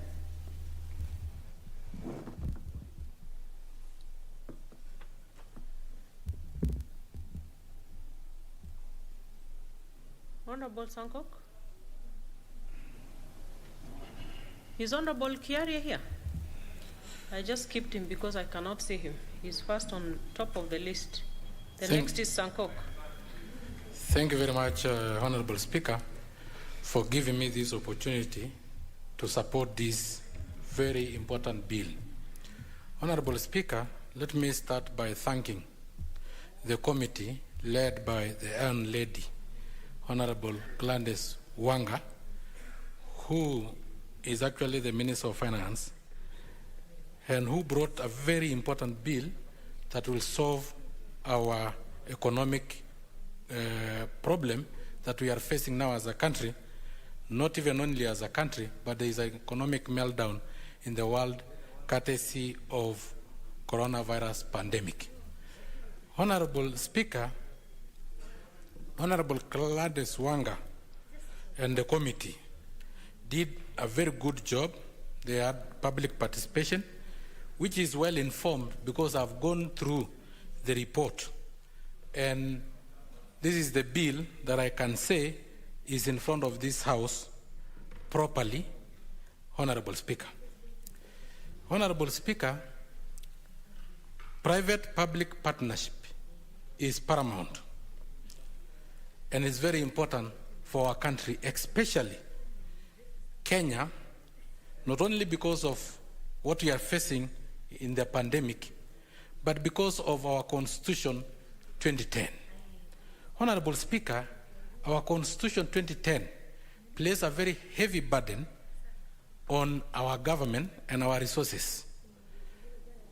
Honorable Speaker, remember that in the previous regimes, our burden and in terms of wages was less because the 2010 Constitution, which started its operation during the Jubilee administration in 2013, gave us an extra burden of mouths that we must feed, wages that we must pay for the governors, the senators who are not there, women rep, Honorable Speaker, additional numbers of members of parliament, MCAs, CECs, Honorable Speaker, who are the CSS of county government, CSS who are not members of parliament, Honorable Speaker, CASs, Honorable Speaker. That is an extra all lot that we had to maintain in terms of offices, infrastructure, and wages for themselves, wages for their workers, and Honorable Speaker, also to fuel their vehicles, Honorable. It was an additional burden to the government. Honorable Speaker, the infrastructure projects that Jubilee government impacted, Honorable Speaker, Also another very heavy burden for the taxpayers who are already overtaxed, Honorable Speaker. The infrastructure of 7,000 new kilometers of tarmac, Honorable Speaker, rural electrification projects, Honorable Speaker, free maternity, Honorable Speaker, free primary and secondary education, Honorable Speaker, were all extra burden that we had to bear. And you know, it is not the government, it is the taxpayers, Honorable Speaker. Honorable Speaker, the standard gauge railway was also a massive burden. And Honorable Speaker, so many other projects and the allocation to county government, which now stand at 18%, Honorable Speaker. All these came from the same taxpayers that were here, Honorable Speaker, that were there even in the previous regime. So we had, as a government, to be innovative. And I thank the majority leader and chairman of the finance committee, chair lady, Honorable, is it Wanga, is it Nyasukuta or Nyasunda? Honorable Speaker, I thank them because this is now where we have to be innovative and think of ways of taking care of this extra burden without overburdening again our taxpayers, Honorable Speaker, who have remained constant throughout this period. Honorable Speaker, one of these very important ways have been used all over the world. That is private-public partnership, where the private sector come with their money, whether they come from within or outside this country, invest in roads like this expressway, Honorable Speaker. And then they charge just the way buildings, malls, apartments are built by private sector, and they charge rent, Honorable Speaker, to return their money, Honorable Speaker. In this partnership, Honorable Speaker, the government is the owner of the land, Honorable Speaker. And the private sector pump in their money and then charge in a duration of time so that they can return their investment together with reasonable amount of profit, and then again hand over to the country, Honorable Speaker. By doing this, we will be able to achieve a lot as a country. Honorable Speaker, also in this private-public partnership, we'll be able to create more jobs, Honorable Speaker. Because a pertinent question is that how many Kenyans are employed in the government? Almost 700,000, not even a million. How many Kenyans are in the private sector, whether informal or private sector? Honorable Speaker, there are 81%. Almost 15 million Kenyans are there, Honorable Speaker, working there and earning there, Honorable Speaker. By increasing the catchment area for the private-public partnership, that means we are bringing more investors, Honorable Speaker, who will create more jobs, Honorable Speaker, and very soon you'll find 90% of our workforce are actually in the private sector, because with all these investment, then we create more jobs, Honorable Speaker. Honorable Speaker, I will be bringing amendments in the committee of the whole House so that we can be very specific on some timelines. Timelines on which the project must start, timelines on which the project must end, Honorable Speaker, and timelines on which we know that the private investor have already been able to benefit and refund or take their investment money and some reasonable amount of profit, so that we don't have that private-public partnership being open to eternity, that somebody who have built the Nairobi Expressway will be charging Kenyans for the next 200 years, Honorable Speaker. We have to know and judge from our traffic how much time do they require, so that they can also be able to negotiate in terms of prices, pricing, in terms of attracting more people to use those roads, so that in a duration of time, they hand over the project back to us, because the land still remain ours. And this is an idea where, because the government own a lot of land, then the Honorable Speaker, so Honorable Speaker, I do really support this bill. Honorable member, what's out of order? Who is the member, please? I cannot. Thank you. What's out of order? Thank you, Madam Speaker. Madam Speaker, we have a lot of respect for our colleague, Honorable Sankok. But is the Honorable Member in order telling us that, or rather misinforming this House by saying that the constructor of the road will be charging us for the next 100 years? Honorable Sankok, you may want to repeat what you said and substantiate. Honorable Speaker. So that you don't create unnecessary panic to Kenyans. No, Honorable Speaker, you know, when you come to the House physically, but not emotionally and psychologically, some of these things may really bypass you. But for the benefit of the Honorable Member, I just said that we want a clause in which we know we put very good timelines on how many years, for instance, that the investor must have recovered their money with reasonable amount of profit. I use the word reasonable because sometimes you may be told that their profit is 100 times the principal invested money, which then will stretch to so many years. That is what we want to avoid on this. Honorable Speaker, and lastly, as I conclude, I will also engage with the committee so that in that particular committee that will be dealing with tendering and procurement of such private-public partnership or investment, we will be able to have a representative of persons with disabilities. Because according to the United Nations Convention on the Rights of Persons with Disability, nothing about us without us. In this express road, persons with disabilities also need to access. In the investment that will be put up by the public-private partnership, we also need access to by persons with disabilities, which is very paramount in terms of ramp, in terms of ease of accessing bus stations and others, Honorable Speaker. Just the way our standard gauge railway have been done, that you can walk with a wheelchair without being pushed, without being assisted, get into the train and go to wherever you are going, get out of the train without being assisted, and you can wheel yourself all through because of the ramp and because of the way such spaces are made. And there are also reserved places for persons with disabilities. So, Honorable Speaker, I do really support this particular bill, and I wish it will be implemented as soon as we pass as this House. Thank you, Honorable Speaker. The Honorable Member for...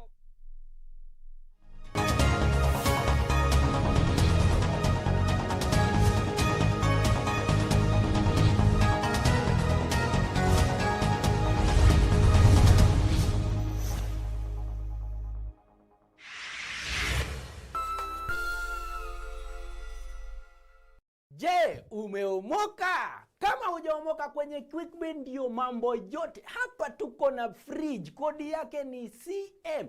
Tuko na gas cooker, kodi yake ni CK. Tuko na TV, kodi yake ni TV. Tuko na simu aina ya Samsung ni SM, ama Oppo ni Oppo.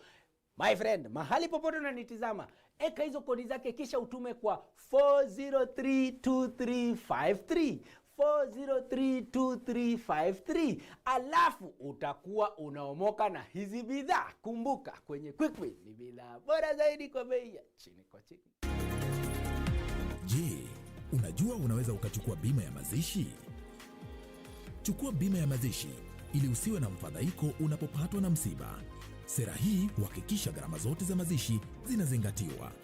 Sasa umejua, IRA, bima bora kwa taifa.